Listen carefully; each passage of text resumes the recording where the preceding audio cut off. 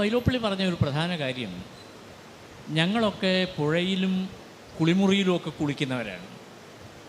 പക്ഷേ ഈ ചെറുകാടിനെ പോലെയുള്ള ആൾക്കാർ കടലിൽ കുളിക്കുന്നവരാണെന്നാണ് വൈലോപ്പിള്ളി മാഷ് പറഞ്ഞത്. അദ്ദേഹം കമ്മ്യൂണിസ്റ്റുകാരനായിരുന്നു, പുരോഗമന സാഹിത്യ പ്രവർത്തകനായിരുന്നു, മികച്ച അധ്യാപകനായിരുന്നു. അങ്ങനെ ഒരാൾ തൻ്റെ ആത്മകഥ ആരംഭിക്കുന്നത് തൻ്റെ ജാതി സ്വത്വത്തെ വെളിപ്പെടുത്തിക്കൊണ്ടാണ് എന്നുള്ളത് പെട്ടെന്ന് അസാധാരണമായി തോന്നിയേക്കാം. ഒരു മുണ്ടും ഒരു തോർത്തും മാത്രം വേഷം, കയ്യിൽ കാശില്ല, ഒന്നുമില്ല, വഴിയറിയില്ല, അവിടെ പുറപ്പെട്ട് പോവുകയാണ്. നാടകം എഴുതി കൊടുത്തപ്പോൾ അതൊന്ന് ഓടിച്ചു വായിച്ചതിന് ശേഷം അതിലെ അഭിനേതാക്കളായിട്ടുള്ള പ്രധാനിയായിട്ടുള്ള ടി പി ഗോപാലൻ എന്ന് പറയുന്ന നടൻ ഒന്ന് വായിച്ചു നോക്കിയിട്ട് വളരെ പെട്ടെന്ന് തന്നെ അത് കീറി കൊള്ളിത്തോട്ടിലേക്ക് വലിച്ചെറിഞ്ഞോളാൻ പറയുക ചെയ്യുന്നു. തല ഉയർത്തിപ്പിടിച്ച് ഉയർന്നു നിൽക്കാനുള്ള ഒരു കരുത്ത് കേരളത്തിലെ കൃഷിക്കാർക്കും സാധാരണ മനുഷ്യർക്ക് വേണം, എല്ലാവർക്കും വേണം എന്നൊരാഗ്രഹത്തിൻ്റെ ആവിഷ്കാരം എന്ന നിലക്ക് കൂടിയാണ് ഈ നാടകം വന്നത്. കുടുംബത്തിനകത്തെ ജനാധിപത്യം എന്നുള്ളത് വളരെ വളരെ പ്രധാനമാണ് എന്നുള്ളത്. ഒരു സ്ഥലത്തെക്കുറിച്ച് കൃത്യമായ അറിവ്, അവിടെ നിന്ന് പോകുന്നത്, ചെല്ലുന്നത്, എത്തുന്നത്, ഇത് കൃത്യമായ രീതിയിൽ നിങ്ങൾക്ക് വിശ്വസിച്ച് പോകാവുന്ന ഒരു സ്ഥലബോധമുണ്ടാക്കുന്ന ഒരു ആത്മകഥ കൂടിയാണ് ജീവിതപാത.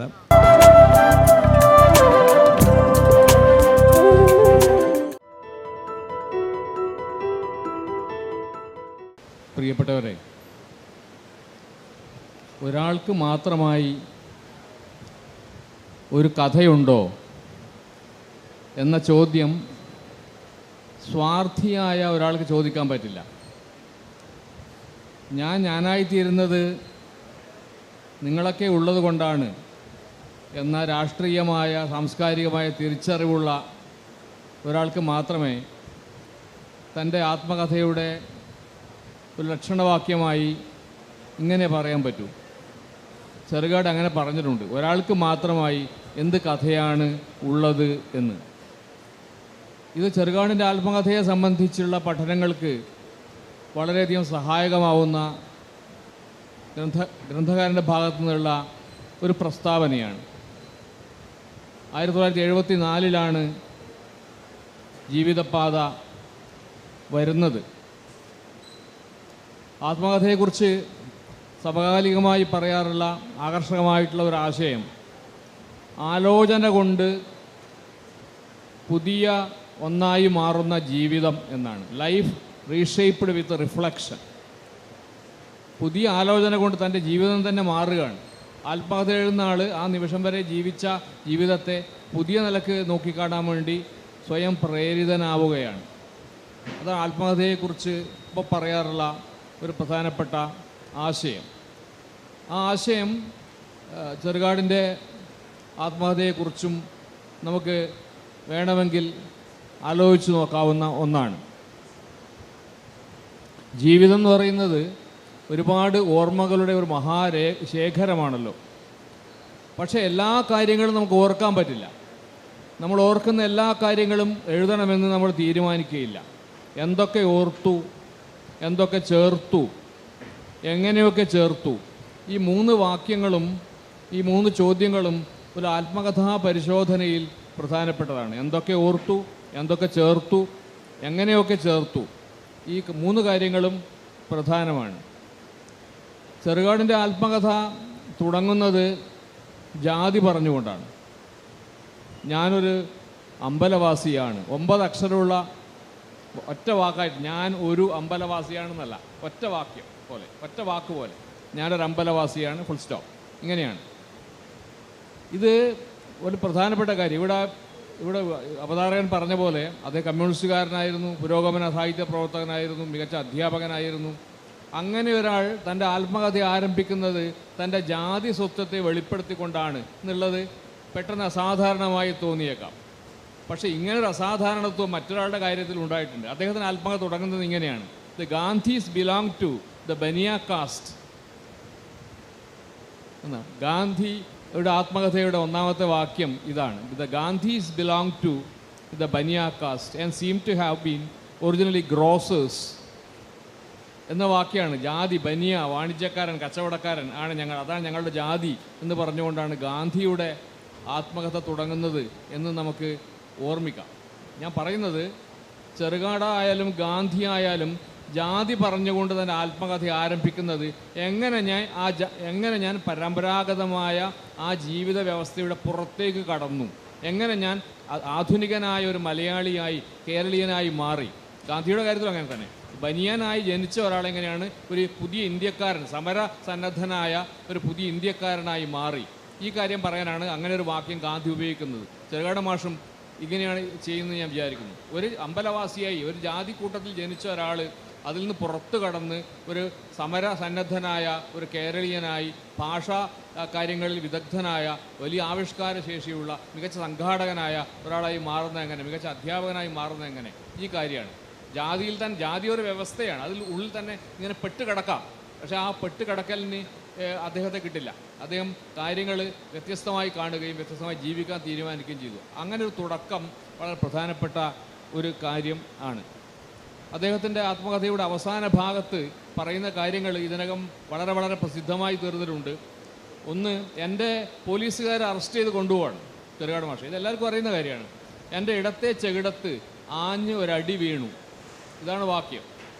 ചെറുകാട് മാഷ് പ്രൊഫസറാണ്, മലയാള അധ്യാപകനാണ്, അറിയപ്പെടുന്ന എഴുത്തുകാരനാണ്, നേതാവാണ്, ഒരുപാട് ആളുകളുടെ ആരാധനാപാത്രമാണ്, മാന്യനാണ്. അങ്ങനെയുള്ള ആളുടെ കാര്യമാണ് പറയുന്നത്. പോലീസ് എൻ്റെ ഇടത്തെ ചെകിടത്ത് ഒരു അടി തന്നു, ആഞ്ഞൊരടി കിട്ടിയിരിക്കും. അപ്പോൾ ഞാൻ ശരാശരി മനുഷ്യനായി, അടി കിട്ടിയപ്പോൾ. ഇങ്ങനൊരു വാക്യം നമ്മൾ ഇതുവരെ വായിച്ചിട്ടുണ്ടാവില്ല, കഴിഞ്ഞില്ല, മർദ്ദനം തുടങ്ങുന്നേ ഉള്ളൂ. ബൂട്ടിട്ട കാലുകൊണ്ട് നടുകത്ത് ഒരു ചവിട്ട് കൂടി കിട്ടി. അപ്പോൾ ഞാനൊരു തത്വജ്ഞാനിയായി. ജീവിതത്തിൽ നിന്നാണ് ഞാൻ തത്വജ്ഞാനം ആർജിക്കുന്നത്, പുസ്തകങ്ങളിൽ നിന്നല്ല, ലൈബ്രറികളിൽ നിന്നല്ല, ജീവിതാനുഭവങ്ങളിൽ നിന്നാണ് ഞാനായി മാറുന്നത് എന്ന് അദ്ദേഹം വ്യംഗ്യമായി വെളിപ്പെടുത്തുകയാണ്. അപ്പം ഇങ്ങനെ പല പല വ്യത്യസ്തമായിട്ടുള്ള കാര്യങ്ങളും ഈ ആത്മകഥയിലുണ്ട്. അതുകൊണ്ട് ആ ആത്മകഥ വായിച്ച ആളുകൾക്കെല്ലാം അറിയാം ഇത് മലയാളത്തിലെ മറ്റ് ആത്മകഥാ ഗ്രന്ഥങ്ങളെക്കാൾ വളരെ വളരെ വളരെ വ്യത്യസ്തമാണ്. പാണ്ഡിത്യത്തിൻ്റെ ഭാരമില്ലാതെ, ദർശനങ്ങളുടെ ഭാരമില്ലാതെ, അനുഭവങ്ങളെ ചരിത്രവൽക്കരിച്ചുകൊണ്ടും വ്യക്തിപരമായ ജീവിതത്തെ തന്നെ വേറെ നിലക്ക് കണ്ടുകൊണ്ടും തുറന്നെഴുത്തുകൾ കൊണ്ടും ഒക്കെ വളരെ വേറിട്ട ഒരു പാഠമായി തീർന്ന ആത്മകഥയുടെ 50 വർഷത്തെ ജീവിതമാണ് ഇപ്പോൾ കേരള സംസ്കാരത്തിൽ ഉണ്ടായിരിക്കുന്നത്. അപ്പോൾ ഇതാണ് ഇതിൻ്റെ ഒരു ആമുഖം എന്നുള്ള നിലക്ക് പറയാൻ വേണ്ടി വിചാരിക്കുന്നത്. മുത്തശ്ശി എന്ന് പറയുന്ന നോവൽ ഈ സന്ദർഭത്തിൽ നമുക്ക് ഓർമ്മിക്കാവുന്നതാണ്. വലിയ പുസ്തകമാണ്, ആത്മകഥ എന്ന് തോന്നാവുന്ന ഒരു നോവലാണത്. ഞാൻ സുന്ദരിയല്ല എന്ന് പറഞ്ഞുകൊണ്ടാണ് ആ മുഴുവൻ സ്ത്രീയുടെ നറേഷനാണ്. സ്ത്രീയാണ് ആ നോവൽ മുഴുവൻ നറേറ്റ് ചെയ്യുന്നത്. അത് മലയാളത്തിൽ അത്ര സ്ത്രീ നറേഷൻ ഇത്ര വലിയതായി വന്ന് മറ്റൊരു മലയാള നോവലില്ല. ഒരു സ്ത്രീ തൻ്റെ കഥ പറയുന്ന ഒരു നോവലാണ്. അപ്പോൾ ഞാൻ സുന്ദരിയല്ല എന്ന് പറയുന്നു. അത് ഓട്ടോബയോഗ്രഫിക്കൽ നറേഷനാണ്, ആത്മകഥാപരമായിട്ടുള്ള ആഖ്യാനമാണ്. അപ്പോൾ അത് ഏതാണ്ട് മുത്തശ്ശിയിൽ ഉള്ള അതേ സാമൂഹിക സന്ദർഭങ്ങളാണ് വേറെ നിലക്ക് ഈ കൃതിയിൽ പ്രത്യക്ഷപ്പെടുന്നത് എന്നും നമുക്ക് പറയാം. അപ്പോൾ ചെറുകാടിൻ്റെ മക്കൾ 2 പേർ ഇവിടെയുണ്ട്, രമണൻ മാഷും ഡോക്ടർ KP മോഹനൻ മാഷും. ചെറുകാടിൻ്റെ നാട്ടുകാരൻ എന്ന് പറയാവുന്ന അദ്ദേഹത്തിൻ്റെ പ്രവർത്തനങ്ങളെ തൻ്റെ യൗവനത്തിൽ സൂക്ഷിച്ച് കണ്ട ആളാണ് TK നാരായണദാസ് മാഷ്. അപ്പോൾ ഇവരോട് ചില ചോദ്യങ്ങൾ ചോദിക്കാം എന്നാണ് വിചാരിക്കുന്നത്. രമണ മാഷോട് ചോദിക്കാനുള്ളൊരു ചോദ്യം, മാഷ് ആത്മകഥ എഴുതുന്നത് കണ്ടിട്ടുണ്ടോ? ഈ ദേശാഭിമാനിയിലാണ് സീരിയലീസ്, ദേശാഭിമാനി വാരികയിലാണ് ഈ ആത്മകഥ ഓരോ ആഴ്ചയായിട്ട് വന്നത്. അപ്പോൾ ആ എഴുത്തിൻ്റെ പ്രവർത്തനം മാഷ് ഓർക്കുന്നുണ്ടോ? എഴുത്തുപണി ഞാനത് ഓർക്കുന്നത് വളരെ വളരെ നിർബന്ധപൂർവം ഉള്ള ഒരു അഭ്യർത്ഥനയുടെയോ അല്ലെങ്കിൽ സമ്മർദ്ദത്തിൻ്റെയോ ഒക്കെ ഭാഗമായിട്ടാണ് അച്ഛൻ ആത്മകഥ എഴുതാൻ തുടങ്ങുന്നത്. അന്ന് ദേശാഭിമാനി വാരികയുടെ പത്രാധിപർ MM കുറുപ്പാണ്. MM കുറുപ്പ് ദേശാഭിമാനി ഒരു പ്രത്യേക വഴിത്തിരിവിലേക്ക് തിരിച്ചുവിട്ട ആളാണ് എന്ന് നിങ്ങളറിയും എന്ന് ഞാൻ കരുതുന്നു. ഒരുപാട് ആൾക്കാരെ കൊണ്ട് എഴുതിക്കുക എന്നുള്ളത് അദ്ദേഹത്തിൻ്റെ ഒരു പ്രധാനപ്പെട്ട കർത്തവ്യമായി തന്നെ അദ്ദേഹം ഏറ്റെടുത്തിരുന്നു. അതിൻ്റെ ഭാഗമായിട്ടാണ് ചെറുകാടിനെ കൊണ്ടൊരു ആത്മകഥ എഴുതിക്കണം എന്നുള്ളത് ഒരു വാശിയോട് കൂടി MM കുറുപ്പ് ഏറ്റെടുത്തതെന്ന് എനിക്ക് തോന്നുന്നു. പലപ്പോഴും ഇത് വളരെ ധൃതി പിടിച്ച് എഴുതുകയാണോ എന്ന് ഞങ്ങൾ മക്കൾക്ക് തോന്നുമായിരുന്നു. പക്ഷേ ഒരു വള്ളിപുള്ളി വ്യത്യാസമില്ലാതെ അതിങ്ങനെ വാർന്നു വീഴുന്ന ഒരനുഭവമാണ് എനിക്കത് എഴുതുന്ന കാലത്ത് തോന്നിയിട്ടുള്ളത്. ഓരോ അധ്യായങ്ങൾ എഴുതുമ്പോഴും പിറ്റത്തെ അധ്യായത്തെക്കുറിച്ച് യാതൊരു തരത്തിലുള്ള സംഭ്രമവും സങ്കോചമോ ഒന്നുമില്ല. അത് വീണ്ടും അമ്മക്കുറിപ്പ് ആവശ്യപ്പെടുമ്പോൾ പിന്നെ എഴുതി കൊടുക്കും. അങ്ങനെ തുടർച്ചയായി ഇങ്ങനെ നിർബന്ധപൂർവമുള്ള ഒരു സമ്മർദ്ദത്തിൻ്റെ ഭാഗമായിട്ടാണ് ജീവിതപാത എഴുതിയത്. എനിക്ക് ആ എഴുത്തിൻ്റെ രീതികളറിയാം. അതിരാവിലെ എണീറ്റ് തനിക്ക് എഴുതാനുള്ള ഒരാശയം രൂപപ്പെട്ടതിന് ശേഷം വളരെ പെട്ടെന്ന് അങ്ങ് വാർന്നു വീഴുന്ന ഒരു രീതിയിലാണ് അത് എഴുതുക. എഴുതി കഴിഞ്ഞാൽ ഉടനെ ചെയ്യുന്ന ഒരു കാര്യം അത് അതിൻ്റെ ചൊവ്വും ചേരും നോക്കുക എന്നുള്ള ജോലി പലപ്പോഴും അമ്മയ്ക്കാണ് ആദ്യമായിട്ട് കൊടുക്കുക. അമ്മ ഒരു പക്ഷേ നിങ്ങളെ ഇരിക്കുന്ന ചിലരെങ്കിലും അമ്മയെക്കുറിച്ചും മനസ്സിലാക്കിയിട്ടുണ്ടാവുമെന്നാണ് ഞാൻ കരുതുന്നത്. ജീവിത പോരാട്ടത്തിൽ സ്ത്രീത്വമേ നീയും വാളു വീശുവാൻ തുറയായികൾ നീങ്ങുകിൽ അടിമത്തം എന്നുള്ള ഒരു സ്ത്രീ പുരുഷ സമത്വത്തെക്കുറിച്ചുള്ള കാഴ്ചപ്പാടുണ്ടായിരുന്നു എന്നുള്ളതുകൊണ്ട് തന്നെ അമ്മയെ വളരെ വളരെ വലിയ താല്പര്യത്തോടു കൂടി ഒരു സഖാവായും സുഹൃത്തുമായിട്ടാണ് അച്ഛൻ കണ്ടിരുന്നത്. അതുകൊണ്ട് തൻ്റെ ഈ വാർന്നു വീഴുന്ന ആശയമെന്ന് പറയുന്നത് ആദ്യം തിരുത്തുന്ന അല്ലെങ്കിൽ അറിയുന്ന ഒരാളായിട്ട് അമ്മയാണ് എന്നെനിക്ക് തോന്നുന്നു. അമ്മ അതൊന്ന് ഓടിച്ചു നോക്കും. അത് കഴിഞ്ഞാൽ പിന്നെ അവിടെ ആരാണോ സമീപത്തുള്ള മക്കൾ എങ്കിൽ അവരെ കൊണ്ട് അതൊന്ന് വായിപ്പിക്കുകയും അച്ഛൻ്റെ ഒരു പതിവായിരുന്നു. അതിമനോഹരമായ കയ്യക്ഷരമാണ്. അതുകൊണ്ട് തപ്പും തടവുമില്ലാതെ വളരെ പെട്ടെന്ന് അത് വായിച്ചു പോകാൻ കഴിയും. അങ്ങനെ ഒരു സമ്മർദ്ദത്തിൻ്റെ ഭാഗമായിട്ടാണ് ജീവിതപാത എഴുതിയത് എങ്കിലും പിൽക്കാലത്ത് 1974 അത് എഴുതി പൂർത്തിയാക്കുന്നത്. 48-49 വരെയുള്ള ഒരു കഥാസന്ദർഭം മാത്രമേ അതിലുള്ളൂ. എന്നാൽ ഇത്ര കൃത്യമായ ആ കാലം മുഴുവൻ ഓർമ്മിച്ച് എഴുതാൻ കഴിഞ്ഞു എന്നുള്ളത് ഒരു പക്ഷേ മലയാളത്തിൻ്റെ സൗഭാഗ്യമായി, ഒരു പക്ഷേ ഇന്ത്യയിലെ തന്നെ ആത്മകഥാ സാഹിത്യത്തിൻ്റെ ഒരു സൗഭാഗ്യമായിട്ടാണ്. ഒരു മകൻ എന്നുള്ള നിലയ്ക്ക് അപ്പുറമല്ല. ഇന്ന് എത്രയോ വർഷങ്ങൾക്ക് ശേഷം ഞാൻ അച്ഛനെ ഓർക്കുമ്പോൾ വളരെ കൃത്യമായ അർത്ഥത്തിൽ ഞാൻ ആ ആത്മകഥയെ ഇന്ത്യൻ രാഷ്ട്രീയത്തിൻ്റെ, കേരള രാഷ്ട്രീയത്തിൻ്റെ, സാമൂഹ്യ നവോത്ഥാന ദേശീയ പ്രസ്ഥാനത്തിൻ്റെ ഒക്കെ തന്നെ അതിപ്രസക്തമായ ഒരു ഭാഗമായിട്ട് കാണുന്നു. വളരെ വലിയ ഒരു നിർബന്ധം എം എൻ കുറുപ്പിൻ്റെ ഭാഗത്തുനിന്ന് ഉണ്ടായി എന്നുള്ളത് കൊണ്ട് കൂടിയാകാം ആ ആത്മകഥ ഉണ്ടായിട്ടുള്ള എനിക്ക് തോന്നുന്നു. അമ്മയെ ആ ആത്മകഥ എഴുതുമ്പോൾ വളരെ കൃത്യമായിട്ട് അച്ഛൻ ബഹുമാനിച്ചിരുന്നു, കണ്ടിരുന്നു. അമ്മ ഒരു പക്ഷേ അതിനകത്തൊരു അന്തർധാരയായിട്ട് പ്രവർത്തിച്ചിട്ടും ഉണ്ടാകാം. നാരായണദാസ് മാഷോടാണ് അടുത്ത ചോദ്യം. മാഷ് ആത്മകഥ ദേശാഭിമാനിയിൽ തുടർച്ചയായി പ്രസിദ്ധീകരിക്കുമ്പോഴാണോ ശ്രദ്ധിച്ചത്, അല്ല പുസ്തകമായിട്ട് വരുമ്പോഴാണോ? ഏതായാലും ഇപ്പോൾ ഇത്രയും വർഷങ്ങൾക്ക് ശേഷം ആ വായനയുടെ ഓർമ്മ മനസ്സിലുണ്ടാവും, ഓർമ്മ നശിച്ചുപോയിട്ടുണ്ടാവില്ല. മാഷിക്ക് വളരെ ഹൃദയസ്പർശിയായി തോന്നിയ അതിലൊരു സന്ദർഭത്തെക്കുറിച്ച് പ്രത്യേകമായി പറയാൻ തോന്നുന്നുണ്ടോ? ഞാൻ വായിച്ചത് ദേശാഭിമാനി വാരിക തന്നെയാണ്. ആദ്യം വാരികയിൽ കണ്ടശ പ്രസിദ്ധീകരിക്കുന്ന കാലത്ത് തന്നെ വായിച്ചിട്ടുണ്ട്. പക്ഷെ അന്നത് പൂർണ്ണമായി മനസ്സിലാക്കാനോ അല്ലെങ്കിൽ അങ്ങനെ ഒരു സമഗ്രതയിൽ വായിക്കാനോ ഒന്നും കഴിയുന്ന പ്രായമായിരുന്നില്ല. പിന്നീടാണ് കേരളത്തിൻ്റെ ഒരു ചരിത്ര പഠനത്തിൻ്റെ ഭാഗമായിക്കൊണ്ട് വായിക്കേണ്ട പുസ്തകം എന്ന നിലയിൽ ഞാൻ ഈ ജീവിതപാത വായിക്കുന്നത്. അതിൽ എത്രയോ സന്ദർഭങ്ങൾ ഒരുപോലെ ടച്ചിങ് ആയിട്ടുണ്ട്. ഈ സന്ദർഭം ചോദിച്ചാൽ അത് പറയുന്നത് മാത്രമേ ഉള്ളൂ. 12 വയസ്സായൊരു കുട്ടി വളരെ സാഹസികമായ യാത്രയ്ക്ക് പുറപ്പെടാനുള്ള പ്രചോദനം വെളയൂർ സംസ്കൃത സ്കൂളിലെ പഠനം തന്നെ വലിയൊരാളാക്കില്ല എന്ന് തിരിച്ചറിവാണ്. വലിയൊരാളാവണം, കുഞ്ഞമ്മനോട് അവകാശങ്ങൾ ചോദിക്കണമെങ്കിൽ വലിയൊരാളാവണം. അങ്ങനെ വലിയൊരാളാവാൻ കഴിയണമെങ്കിൽ വെളയൂർ സംസ്കൃത സ്കൂളിലെ പഠനം കൊണ്ട് കഴിയില്ല എന്ന് തീരുമാനിച്ചിട്ട് താൻ വായിച്ച ചില കഥകളുടെയൊക്കെ, വിക്രമാദിത്യ കഥകളുടെയൊക്കെ പ്രചോദനം കൊണ്ട് കാളിദാസനെക്കുറിച്ചുള്ള കഥയുണ്ട്. കാളിദാസൻ പിന്നെ കാളിയെ കണ്ട് വരം നേടി കാളിദാസനായ കഥയൊക്കെ വായിച്ചിട്ടുള്ള ഒരു ആവേശത്തിൽ മൂപ്പര് മൂകാംബികയെ കാണാൻ വേണ്ടി പുറപ്പെടുകയാണ്. 12 വയസ്സേ ആയുള്ളൂ. ഒരു മുണ്ടും ഒരു തോർത്തും മാത്രം വേഷം, കയ്യിൽ കാശില്ല, ഒന്നുമില്ല, വഴിയറിയില്ല. അയാൾ പുറപ്പെട്ട് പോവുകയാണ്. പോകുന്ന വഴിക്ക് ഇത് കാണുന്നവരൊക്കെ ചോദിച്ച് വഴിയറിയുന്നു, കിട്ടുന്ന ഭക്ഷണം കഴിക്കുന്നു, ചില വീട്ടിൽ കയറി ഭക്ഷണം ചോദിക്കുന്നു, ചിലരോട് കാശ് ചോദിക്കുന്നു. ഇങ്ങനൊരു പോക്കാണ്, അതിസാഹസികമായൊരു പോക്കാണ് ഞാൻ പറയാം.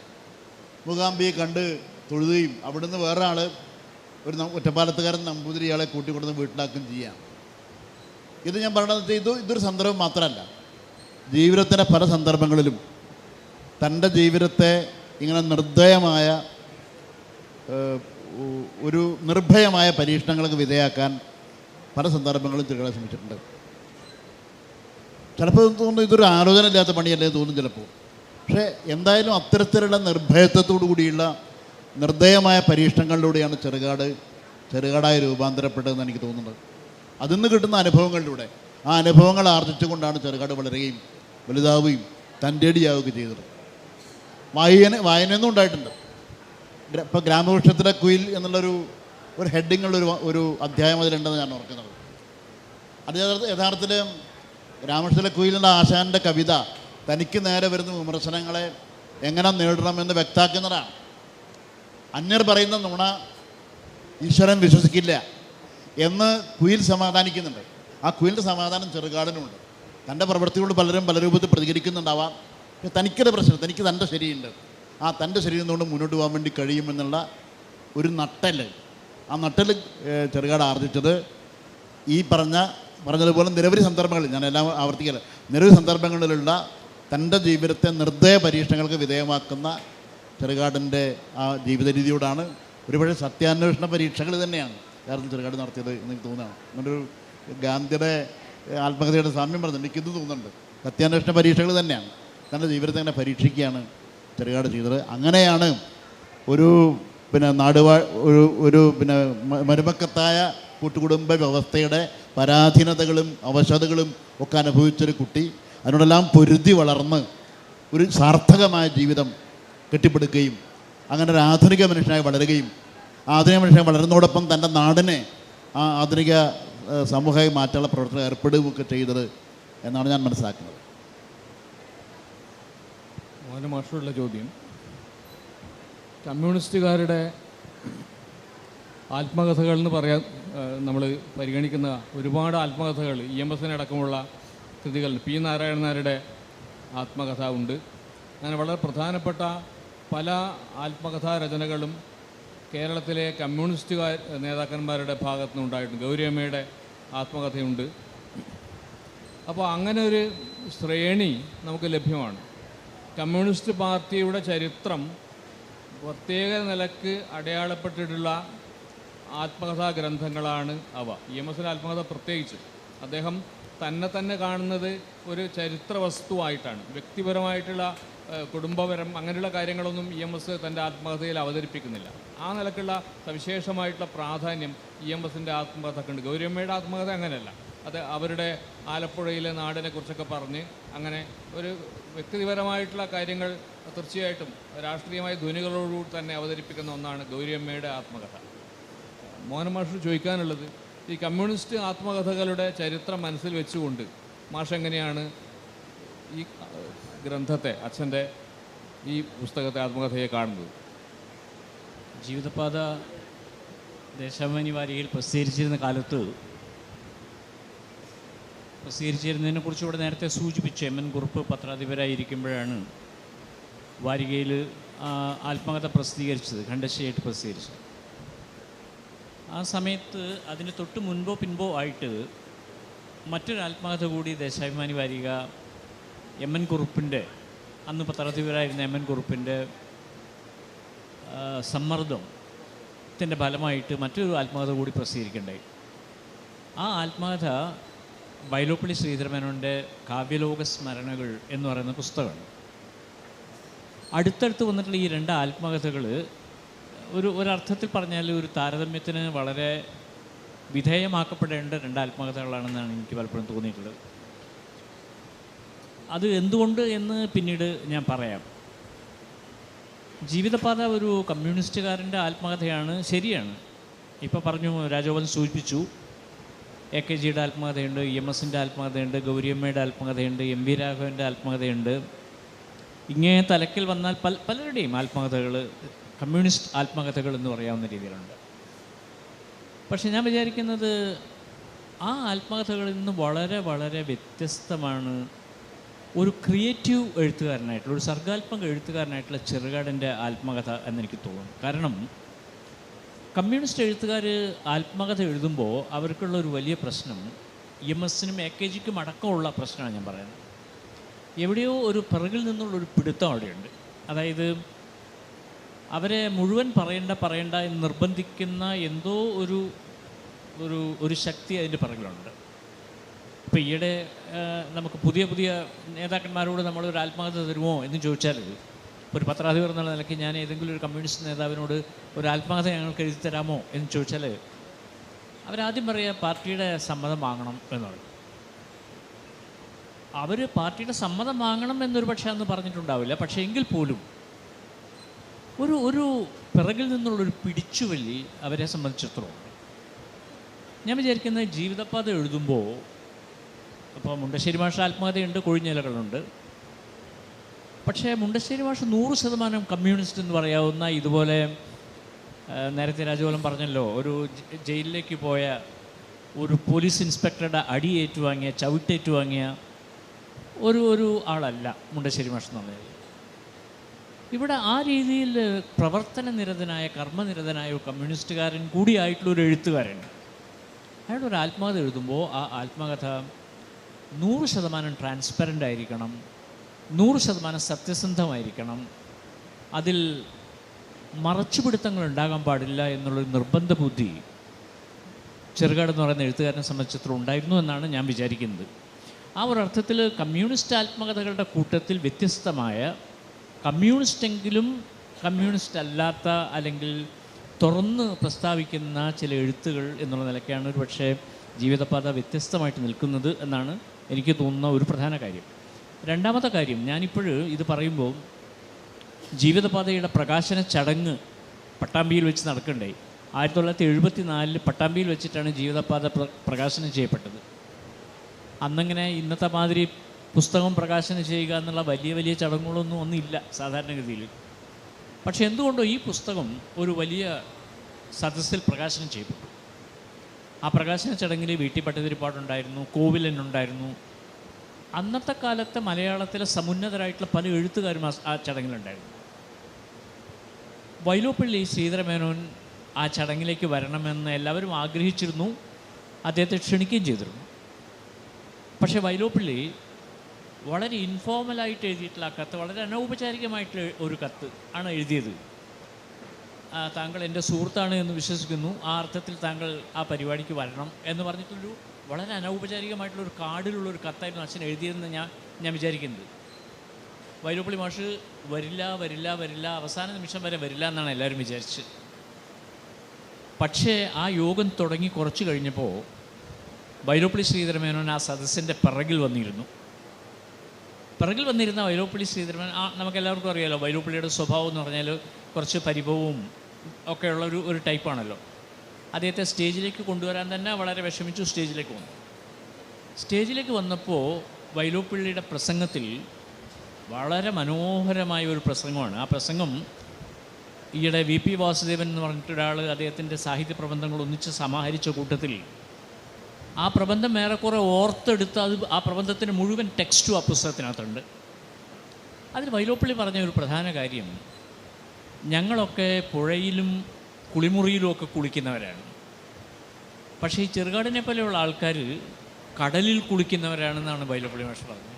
കടലിൽ കുളിക്കുന്നവരാണ്. ഒരു വലിയ രൂപകമാണ് വാസ്തവത്തിൽ കടലിൽ കുളിക്കുന്ന ആളുകൾ എന്ന് പറയുന്നത്. അതും പറയുന്നത് വൈലോപ്പിള്ളി മാഷെ പോലെയുള്ള കടലിൽ കുളിച്ച ഒരു കവിയാണ് ആ കാര്യം പറയുന്നത്. അപ്പോൾ എന്താണ് ഈ ചെറുകാട് കുളിച്ച കടലിൻ്റെ സ്വഭാവം എന്താണ്? അതാണ് വാസ്തവത്തിൽ ജീവിതപാതയിൽ അനാവൃതമാകുന്ന ഏറ്റവും പ്രധാനപ്പെട്ട ഒരു കാര്യം. ആ കടൽ അന്നത്തെ കമ്മ്യൂണിസ്റ്റ് പ്രസ്ഥാനം എന്ന് പറയുന്ന മഹാസാഗരം തന്നെയാണ് വാസ്തവത്തിൽ ആ കടൽ. അതിൽ കുളിക്കുക ചെയ്യുന്നത്. അതിലെ ഒരു എഴുത്തുകാരൻ്റെ സ്ഥാനം എന്താണ്? ജീവിതപാത ഒരുപക്ഷെ ഒരു ആത്മകഥ എന്നുള്ള നിലയിൽ ഏറെ ശ്രദ്ധേയമാകുന്നത് അവനവൻ്റെ നേർക്ക് തന്നെ ചൂണ്ടുന്ന ഒരു വിരലാണ് ജീവിതപാത എന്നുള്ളതുകൊണ്ടാണ്. തന്നിലേക്ക് തന്നെ നിവർത്തി പിടിക്കുന്നൊരു ചൂണ്ടുവിരലാണ് ജീവിതപാത എന്ന് പറഞ്ഞാൽ. അത് നിശിതമായ ആത്മവിമർശത്തിൻ്റെ ഒരു ടെക്സ്റ്റാണ്. ഒരു കമ്മ്യൂണിസ്റ്റുകാരൻ്റെ ആത്മവിമർശം എന്ന് പറഞ്ഞാൽ എന്തായിരിക്കണം? കമ്മ്യൂണിസ്റ്റ് പാർട്ടി എപ്പോഴും പറഞ്ഞുകൊണ്ടിരിക്കുന്ന ഒരു കാര്യം വിമർശനത്തോടൊപ്പം സ്വയം വിമർശനവും വേണമെന്നാണല്ലോ. അങ്ങനെ വിമർശനത്തോടൊപ്പം ഒരു കമ്മ്യൂണിസ്റ്റുകാരൻ നടത്തേണ്ട സ്വയം വിമർശനത്തിൻ്റെ സ്വഭാവം എന്തായിരിക്കണം? ഒരു പക്ഷേ ഞാൻ വിചാരിക്കുന്നത് ഇന്ന് ജീവിതപാത 50 കൊല്ലത്തിന് ശേഷം 1974 പ്രസിദ്ധീകരിക്കപ്പെട്ട് 50 കൊല്ലത്തിന് ശേഷം 2024 പുതിയ തലമുറയിലെ ഒരു ചെറുപ്പക്കാരൻ, കമ്മ്യൂണിസ്റ്റ് പ്രസ്ഥാനത്തിലേക്ക് ആകൃഷ്ടനാകുന്ന ഒരു ചെറുപ്പക്കാരൻ അയാൾ ഈ പുസ്തകം വായിച്ചാൽ അതെങ്ങനെയായിരിക്കും വായിക്കുക എന്നുള്ളത് വളരെ പ്രധാനപ്പെട്ട ഒരു ചോദ്യമാണ് എന്ന് ഞാൻ വിചാരിക്കുന്നു. ഞാൻ തീർച്ചയായും വിചാരിക്കുന്നത് പുതിയ തലമുറയിലെ നമ്മളുടെ DYFI SFI വിഭാഗങ്ങളിലോ ആ രീതിയിലുള്ള രംഗങ്ങളിൽ പ്രവർത്തിക്കുന്ന വായനയിൽ കൗതുകമുള്ളൊരു ചെറുപ്പക്കാരൻ അയാൾ വായിക്കുമ്പോൾ തീർച്ചയായും ഞാൻ വിചാരിക്കുന്നത് ജീവിതപാത ഒരു കമ്മ്യൂണിസ്റ്റുകാരൻ്റെ സ്വയം വിമർശനത്തിൻ്റെ അനാവരണം, സ്വയം വിമർശനത്തിൻ്റെ ടെക്സ്റ്റ് എന്നുള്ള നിലയ്ക്കായിരിക്കും ആ പുസ്തകം ഒരു പുതിയ തലമുറയിൽ ചെറുപ്പക്കാരൻ വായിക്കുക അല്ലെങ്കിൽ വായിക്കേണ്ടത് എന്നാണ് വാസ്തവത്തിൽ ഞാൻ ജീവിതപാതയുടെ ഈ 50 വർഷത്തിൽ ഞാൻ ആഗ്രഹിക്കുന്നത്. അങ്ങനെ ചെയ്യണം. ജീവിതപാത ഇപ്പോഴും ധാരാളം ആൾക്കാർ വായിക്കുന്നുണ്ട്. ഞങ്ങളെ സംബന്ധിച്ചിടത്തോളം ഏറ്റവും സന്തോഷകരമായ ഒരു കാര്യം 50 കൊല്ലം കഴിഞ്ഞ് ഇപ്പോഴും ജീവിതപാതയുടെ 1000 കോപ്പികൾ അച്ചടിച്ചാൽ അത് മാസങ്ങൾക്കുള്ളിൽ വിറ്റുപോകുന്നു എന്നുള്ളത് ഞങ്ങളെ അത്ഭുതപ്പെടുത്തുന്ന ഒരു കാര്യമാണ്. കാരണം ഇപ്പോഴും വായനക്കാർ ധാരാളം വായിക്കുന്ന ഒരു പുസ്തകമാണത്. എന്ന് പറഞ്ഞാൽ അതിൻ്റെ അർത്ഥം ഏതെല്ലാമോ ചില കോണുകളിൽ ആ പുസ്തകം ചില അനുരണനങ്ങൾ ഉളവാക്കുന്നുണ്ട്. വളരെ കൃത്യമായും പുതിയ തലമുറയിലെ കമ്മ്യൂണിസ്റ്റ് പ്രസ്ഥാനത്തിന് ഏതോ രീതിയിലുള്ള ആത്മവിമർശനത്തിന് പ്രേരകമാകുന്ന രീതിയിൽ എഴുതപ്പെട്ട ഒരു ഗ്രന്ഥം എന്നുള്ള നിലയ്ക്കാണ് ജീവിതപാത ഇപ്പോഴും പ്രവർത്തിക്കുന്നത് എന്നാണ്. അതുകൊണ്ട് ഞാൻ രാജഗോപാലൻ ചോദിച്ച ചോദ്യത്തിൻ്റെ ഉത്തരം ഇതാണ് ഞാൻ പറയുന്നത്. EMS ആകട്ടെ, അല്ലെങ്കിൽ AKG ആകട്ടെ, ഗൗരിയമ്മയാകട്ടെ, MB രാഘവനാകട്ടെ, ആരായിരുന്നാലും ശരി, അവർ പ്രാക്ടിക്കൽ പൊളിറ്റീഷ്യൻസ് എന്നുള്ള നിലയ്ക്ക്, പ്രായോഗിക രാഷ്ട്രീയക്കാർ എന്നുള്ള നിലയ്ക്ക് അവർക്ക് പൂർണ്ണമായും അനാവരണം ചെയ്യാൻ കഴിയാത്ത ഒരു ജീവിതം അവർക്കുണ്ട്. എന്നാൽ ഒരു എഴുത്തുകാരൻ എന്നുള്ള നിലയ്ക്ക് പൂർണ്ണമായി അനാവരണം ചെയ്യാനാകാത്ത ഒരു ജീവിതം തനിക്കുണ്ടാകരുത് എന്ന നിർബന്ധത്തോടു കൂടി തന്നെ സ്വയം തുറന്നിട്ട് ഒരു പുസ്തകമാക്കി മാറ്റുന്ന അവസ്ഥയിലേക്ക് ചെറുകാട് ഈ പുസ്തകത്തെ കൊണ്ടുപോയി. ഒരു പക്ഷേ അതായിരിക്കാം ആ ആത്മകഥയുടെ മറ്റ് ആത്മകഥകളിൽ നിന്നുള്ള വ്യതിരിക്തത എന്ന് ഞാൻ വിചാരിക്കുന്നു. അതാണ് ഞാൻ രാജഗോപാലിൻ്റെ ചോദ്യത്തിന് പറയാൻ ഉദ്ദേശിക്കുന്ന മറുപടി. ആത്മകഥ എഴുതുന്ന ആൾ ഒരുപക്ഷെ നേരിടുന്ന ഏറ്റവും പ്രധാനപ്പെട്ട പ്രശ്നം സ്വന്തം കഥയാണല്ലോ എഴുതുന്നത്, എനിക്കറിയുന്ന കാര്യങ്ങളാണ്. നൂറുകണക്കിന് ആയിരക്കണക്കിന് സന്ദർഭങ്ങളുണ്ടാവും. അപ്പോൾ ഒരു ആത്മകഥയുടെ ഘടനയിലേക്ക് ഏതൊക്കെ അനുഭവങ്ങളാണ് ചേർക്കേണ്ടത് എന്നുള്ള പ്രധാനപ്പെട്ട ഒരു കാര്യമുണ്ട്. സെൽഫ് ഇമേജ് എന്ന് പറയുന്ന കാര്യമുണ്ട്. എൻ്റെ ബിംബം ഞാൻ തന്നെ സൃഷ്ടിക്കുക. ഈ പുസ്തകം എന്ന് പറഞ്ഞാൽ ഫോട്ടോ പോലെയല്ല, പുസ്തകം പല നിലക്ക് വായിക്കപ്പെടും. അപ്പോൾ എന്നെക്കുറിച്ച് എൻ്റെ ജീവിതത്തിന് ശേഷവും ബാക്കിയാവുന്നത് ഈ പുസ്തകത്തിൽ എൻ്റെ ഫോട്ടോ നോക്കിയിട്ട് എന്നെക്കുറിച്ച് അധികം പറയാൻ പറ്റില്ല, എൻ്റെ ആത്മകഥ നോക്കിയിട്ടാണ് പറയാൻ പറ്റില്ല. അപ്പോൾ എന്തോ സിലക്ഷൻ, ചുരുക്കി പറഞ്ഞാൽ അതെല്ലാവരും, എല്ലാ എഴുത്തുകാരും നോവൽ എഴുതുമ്പോഴും കഥ എഴുതുമ്പോഴും കവിത എഴുതുമ്പോഴൊക്കെ സിലക്ഷൻ എന്ന് പറയുന്ന കാര്യം അവിടെ പറഞ്ഞു. തിരഞ്ഞെടുപ്പ്, അനുഭവങ്ങളിൽ നിന്ന്, വാക്കിൽ നിന്ന് തിരഞ്ഞെടുപ്പ്. ചെറുകാട് മാഷിൻ്റെ അനുഭവങ്ങൾ വളരെ വളരെ വിചിത്രമാണ്. അദ്ദേഹത്തിൻ്റെ മൂകാംബിക യാത്ര, ഇപ്പോൾ മൂകാംബിക എന്ന് കേൾക്കുമ്പോൾ ഒരുപക്ഷെ കേരളത്തിൽ ഒരുപാട് ആളുകൾ ചെറുകാട് മാഷെ കൂടി ഓർമ്മിക്കുന്നുണ്ട്. അത് തെക്കേ ഇന്ത്യയിലെ പ്രസിദ്ധമായിട്ടുള്ള ക്ഷേത്രമാണ്. അന്ന് ഈ ഞാൻ കാസർഗോഡ് ജില്ലക്കാരനാണ്, അതുകൊണ്ട് മൂകാംബിക കുറേയും കൂടി അടുത്താണ്. ഇപ്പോൾ പോകാൻ വലിയ ബുദ്ധിമുട്ടൊന്നുമില്ല. അന്ന് ഈ 6-7 പുഴകൾ കിടക്കണം, വലിയ പുഴകൾ. ആ പുഴകൾക്കൊന്നും പാലമില്ല. അങ്ങനെ വളരെ ബുദ്ധിമുട്ടിയാണ് ചെറുകാട് മാഷ് മൂകാംബികയിലെത്തുന്നത്. ആ കാര്യം അദ്ദേഹം മറച്ചു വെച്ചിട്ടില്ല. അദ്ദേഹം കമ്മ്യൂണിസ്റ്റ് പാർട്ടി മെമ്പറാണ്, കമ്മ്യൂണിസ്റ്റാണ്. പക്ഷെ മൂകാംബികയിൽ പോയ കാര്യം കൂടി ഉൾപ്പെട്ടതാണ് തൻ്റെ ജീവിതം എന്നതുകൊണ്ട് ആ കാര്യം മറച്ചു വെക്കേണ്ടതില്ല എന്ന് അദ്ദേഹം തീരുമാനിക്കുകയാണ്. അതൊക്കെ വളരെ വളരെ ശ്രദ്ധേയമായിട്ടുള്ള കാര്യമാണ്. മറച്ചു വെച്ച ജീവിതം ഒരുപക്ഷെ ഒരാളെ ഭീരുവാക്കി മാറ്റും. കുറേ ആളുകൾക്ക് ഇത് അറിയുന്നുണ്ടാവുമല്ലോ. എന്തുകൊണ്ടാണ് നിങ്ങളുടെ ഈ ആത്മാപുസ്തകത്തിൽ ഈ കാര്യം മറച്ചു വെച്ചു എന്ന ചോദ്യം ആരും ചോദിക്കുന്നില്ലെങ്കിലും ആ ചോദ്യം അന്തരീക്ഷത്തിൽ ദൃശ്യമായിട്ട് പോലും ഇങ്ങനെ നിലനിൽക്കുന്നതായിട്ട് ഒരു ആത്മകഥാകാരന് തോന്നിയേക്കാം. പക്ഷേ അത്തരം കുറ്റബോധത്തിൻ്റെ സന്ദർഭങ്ങളിൽ ഒരിക്കലും ചെറുകാടിന് ജീവിക്കേണ്ടി വന്നിട്ടില്ല എന്നാണ് തോന്നുന്നത്. കേരളത്തിലെ നാടക ചരിത്രം, ചെറുകാട് മാഷ് ഒരു നോവലിസ്റ്റോ ചെറുകഥാകൃത്തോ മാത്രമല്ല, കേരള നാടകത്തിൽ വലിയ വിച്ഛേദമുണ്ടാക്കിയിട്ടുള്ള, റിയലിസത്തിൻ്റെ പരമാവധി കാണിച്ചു കൊടുത്ത നാടകങ്ങളുടെ ആൾ കൂടിയാണ്. അദ്ദേഹത്തിന് ഏറ്റവും പ്രസിദ്ധമായ, ഇന്ന് ഈ ശിഥിലീകരണത്തിൻ്റെ കാലത്ത് ഒരു മുദ്രാവാക്യം പോലെ നമുക്ക്, ഒരു ദർശനം പോലെ നമുക്ക് പറയാവുന്നതാണ് നാടകത്തിൻ്റെ പേര് നമ്മളൊന്ന്. ആ നമ്മളൊന്ന് എന്ന നാടകം എഴുതിയൊരു സന്ദർഭം ഇതിൽ വിശദീകരിക്കപ്പെടുന്നുണ്ട്. ഞാൻ പറയുന്നില്ല ആ സന്ദർഭത്തിൻ്റെ വിശദീകരണം എന്താണെന്ന് മാഷ്ക്ക് ഓർമ്മിച്ച് പറയാൻ പറ്റുന്നുണ്ടോ? TP ഗോപാലൻ മാഷുമായിട്ട് ബന്ധപ്പെട്ട കേരളത്തിലെ കമ്മ്യൂണിസ്റ്റ് പ്രസ്ഥാനം കൃത്യമായും കഥാപ്രസംഗം, പാഠകം, ചാക്യാർകൂത്ത്, തുള്ളൽ ഇങ്ങനെയുള്ള എല്ലാ തരത്തിലുള്ള കലാരൂപങ്ങളെയും അവരുടെ രാഷ്ട്രീയ പ്രചരണത്തിന് വേണ്ടി എടുത്ത് ഉപയോഗിച്ചിരുന്നു. വള്ളുവനാട് താലൂക്കിലെ ഒരു കർഷക സംഘത്തിൻ്റെ സമ്മേളനത്തിന് ഒരു നാടകം വേണം. ഒരു പക്ഷേ അതിൻ്റെ തൊട്ട് മുമ്പ് നിങ്ങൾ പാട്ടബാക്കി എന്നുള്ള ഒരു നാടകത്തിൻ്റെ പിറവിയെക്കുറിച്ച് ചിന്തിക്കുമ്പോഴും അതുതന്നെ മനസ്സിലാക്കാൻ കഴിയും. പാട്ടബാക്കി എന്ന നാടകം വളരെ പെട്ടെന്ന് വന്ന ഒരാവശ്യത്തിൻ്റെ ഭാഗമായി നമുക്കെന്നാലൊരു നാടകം കളിച്ചാൽ എന്താ എന്നുള്ള EMSൻ്റെ ഒരു ചോദ്യമുണ്ട് കെ ദാമോദരനോട്. ആരാണ് നാടകം എഴുതുക? കെ ദാമോദരൻ തന്നെ എഴുതണം എന്ന് തീരുമാനിക്കും.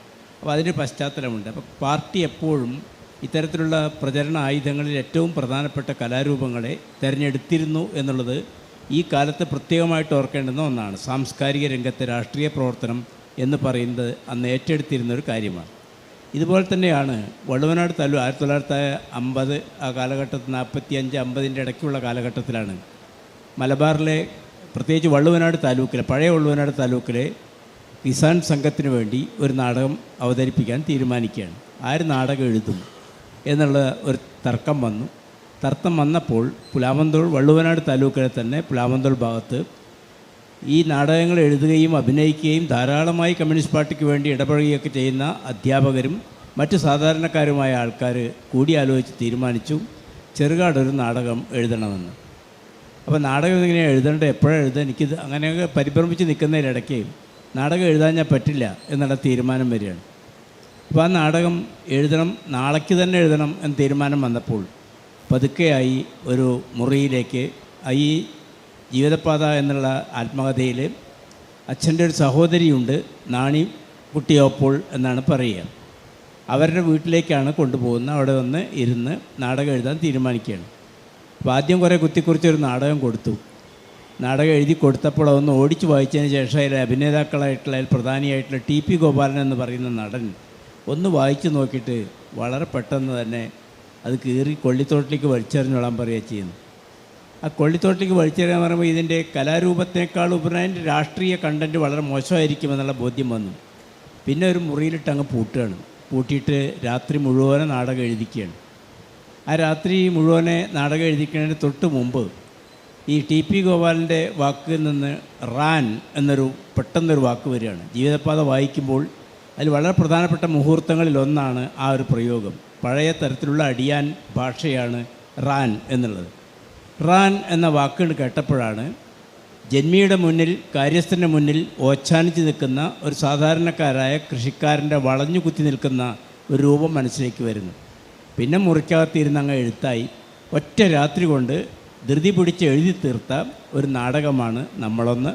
രാവിലെ അത് മുറിക്ക് പുറത്ത് വന്ന് അങ്ങ് ഏൽപ്പിച്ചു കൊടുത്തു. ആ നാടകം ഒരു പക്ഷേ കേരളത്തിൻ്റെ നാടക പ്രസ്ഥാനത്തിൽ പാട്ടബാക്കി കഴിഞ്ഞ് നമ്മളൊന്ന് കഴിഞ്ഞാൽ പിന്നെ നിങ്ങളെന്നെ കമ്മ്യൂണിസ്റ്റാക്കി വന്നാൽ അങ്ങനെ തുടർച്ചയായി വരുന്ന കമ്മ്യൂണിസ്റ്റ് പാർട്ടിയുടെ ഘട്ടം ഘട്ടമായുള്ള വളർച്ചയിലും ഒരു ഘട്ടത്തെ അടയാളപ്പെടുത്തുന്ന നാടകമാണ് നമ്മളൊന്ന്. വളരെ പെട്ടെന്നുണ്ടായതാണ് എങ്കിൽ പോലും അപാരമായ പ്രചാരണ സാധ്യതയുള്ള മലബാറിലെ പിന്നീടുള്ള കർഷക സംഘത്തിൻ്റെ പ്രവർത്തനങ്ങൾ, ആദ്യത്തെ കമ്മ്യൂണിസ്റ്റ് ഗവൺമെൻറ്റിൻ്റെ ഭൂപരിഷ്കരണ നിയമങ്ങൾ തുടങ്ങിയിട്ടുള്ള എല്ലാത്തിനും അടിസ്ഥാനമായിട്ടുള്ള ഒരു വലിയ പ്രേരക ശക്തിയായി പ്രവർത്തിച്ച ഒരു നാടകമാണ് നമ്മളൊന്ന്. അതിൻ്റെ ഈ പറയുന്ന എഴുത്തിനെക്കുറിച്ച്, ഒരു എഴുത്ത് എന്നൊക്കെ പറഞ്ഞാൽ വലിയ പ്രസവവേദന എന്നൊക്കെ സാധാരണ ആൾക്കാർ പറയുമെങ്കിൽ പോലും ഇതൊരു രാഷ്ട്രീയമായ വികാരം ഉൾക്കൊണ്ടുകൊണ്ട് ജനങ്ങൾക്ക് വേണ്ടി ഒരു കാര്യം ചെയ്യണമെന്നുള്ള ഉത്തമ ബോധ്യത്തിൻ്റെ അടിസ്ഥാനത്തിൽ ഒറ്റ രാത്രി കൊണ്ട് എഴുതി തീർത്തൊരു നാടകമാണ്. കേരളത്തിൽ അങ്ങോളം ഇങ്ങോളം കളിച്ച, പിന്നീട് ചില ഭേദഗതികളൊക്കെ വരുത്തി കേരള കലാവേദി അത് നല്ല നാടകമാക്കി മാറ്റി, മനോഹരമായ ഗാനങ്ങളെ കൊണ്ട് അതിനെ സമ്പുഷ്ടമാക്കി. എന്നാൽ പോലും അതിൻ്റെ ആദ്യത്തെ ടെക്സ്റ്റ് എന്ന് പറയുന്നത് നമ്മുടെ കമ്മ്യൂണിസ്റ്റ് പാർട്ടിയുടെ രാഷ്ട്രീയ പ്രസ്ഥാനത്തിൻ്റെ വളർച്ചയുടെ ഒരു ഘട്ടത്തെ സൂചിപ്പിക്കുന്ന ഒന്നാണ്. ധൃതി പിടിച്ച് എഴുതിയാണെങ്കിൽ പോലും അതിന് വലിയൊരു രാഷ്ട്രീയ ദൗത്യം നിർവഹിക്കാനായിട്ടുണ്ട് എന്നാണ് ഈ ചോദ്യത്തിന് എനിക്ക് പറയാനുള്ള മറുപടി. നമ്മൾ എഴുത്തിൻ്റെ പ്രചോദനത്തെക്കുറിച്ച് പറയാറുണ്ട്. മാഷ പറഞ്ഞ പോലെ അന്നത്തെ രാഷ്ട്രീയ സാഹചര്യം, കൃഷിക്കാരുടെ ജീവിതം, കമ്മ്യൂണിസ്റ്റ് പാർട്ടിയുടെ പ്രവർത്തനം ഇതൊക്കെ അവിടെ ഉണ്ടെങ്കിലും അതിന് ഇമ്മീഡിയറ്റ് ഇൻസ്പിറേഷൻ എന്ന് പറയുന്നത് ഈ TP ഗോപാല മാഷയുടെ റാൻ എന്ന ആ നിൽപ്പാണ്. ആ നിൽപ്പിൻ്റെ ഒരു നമ്മുടെ ബോഡി ലാംഗ്വേജ് എന്ന് പറയുമല്ലോ, ഇപ്പോൾ ആ ബോഡി ലാംഗ്വേജിൻ്റെ പിന്നിലുള്ള രാഷ്ട്രീയം എന്താണ് എന്ന് ചെറുകാടിലെ സൂക്ഷ്മ ദൃക്കായിട്ടുള്ള കലാകാരൻ കണ്ടെത്തുകയാണ്. ആ ഒരു ഒരു ദർശനം, നമ്മൾ ആരുടെ മുമ്പിൽ റാന്ന് പറഞ്ഞ് നിൽക്കേണ്ട കാര്യമില്ല, നമ്മൾ മുഖം താഴ്ത്തി നിൽക്കേണ്ട യാതൊരു ആവശ്യമില്ല. ജനാധിപത്യത്തിൻ്റെ ബോഡി ലാംഗ്വേജ് അല്ലാതെ അടിമത്തത്തിൻ്റെ ഫ്യൂഡൽ കാലഘട്ടത്തിൻ്റെ ബോഡി ലാംഗ്വേജാണ്. ആ ബോഡി ലാംഗ്വേജ് കുറ്റകരമായ ഒന്നാണ്. തല ഉയർത്തിപ്പിടിച്ച് ഉയർന്നു നിൽക്കാനുള്ള ഒരു കരുത്ത് കേരളത്തിലെ കൃഷിക്കാർക്കും അങ്ങനെയുള്ള ആൾക്കാർക്കും വേണം, സാധാരണ മനുഷ്യർക്ക് വേണം, എല്ലാവർക്കും വേണം എന്നൊരാഗ്രഹത്തിൻ്റെ ആവിഷ്കാരം എന്ന നിലക്ക് കൂടിയാണ് ഈ നാടകം വന്നത്. അപ്പോൾ കേരളത്തിലെ ബോഡി ലാംഗ്വേജ്, ഞാൻ വിഷയം പറയുകയാണ്, കൈനസിക്സ് എന്നൊക്കെ പറയും, കൈനസിക്സ് ബോഡി ലാംഗ്വേജ്, അതിനെക്കുറിച്ചുള്ള പഠനങ്ങളുണ്ട്. ഇപ്പോൾ മലയാളത്തിൽ അങ്ങനെ ഇല്ല, പക്ഷേ വിദേശ ഭാഷകളിൽ അങ്ങനെയുള്ള പഠനം, ഇംഗ്ലീഷിൽ തീർച്ചയായിട്ടും ഉണ്ട്, ശരീരഭാഷയെക്കുറിച്ച്. അപ്പോൾ കേരളത്തിൻ്റെ ശരീരഭാഷയിൽ നിന്ന് ഒരു നാടകം ഉണ്ടായി, ആ നാടകം വിപുലമായി ശ്രദ്ധിക്കപ്പെട്ടു എന്നുള്ളത് നമ്മുടെ കേരളീയമായ ശരീരഭാഷാ പഠനങ്ങളിൽ വരേണ്ട ഒരു കാര്യമാണ്. ശരീരഭാഷ എന്ന് പറഞ്ഞാൽ ഒരു ഭാഷയാണ്. മറ്റേ ഭാഷയുടെ, നമ്മൾ സാധാരണ പറഞ്ഞ ഭാഷയുടെ അതേ സങ്കീർണതയും അതേ പ്രമേയശേഷിയും ഒക്കെ ശരീരഭാഷക്കും ഉണ്ട്. അങ്ങനെയുള്ള ചിന്തകൾ ഇന്നുണ്ട്.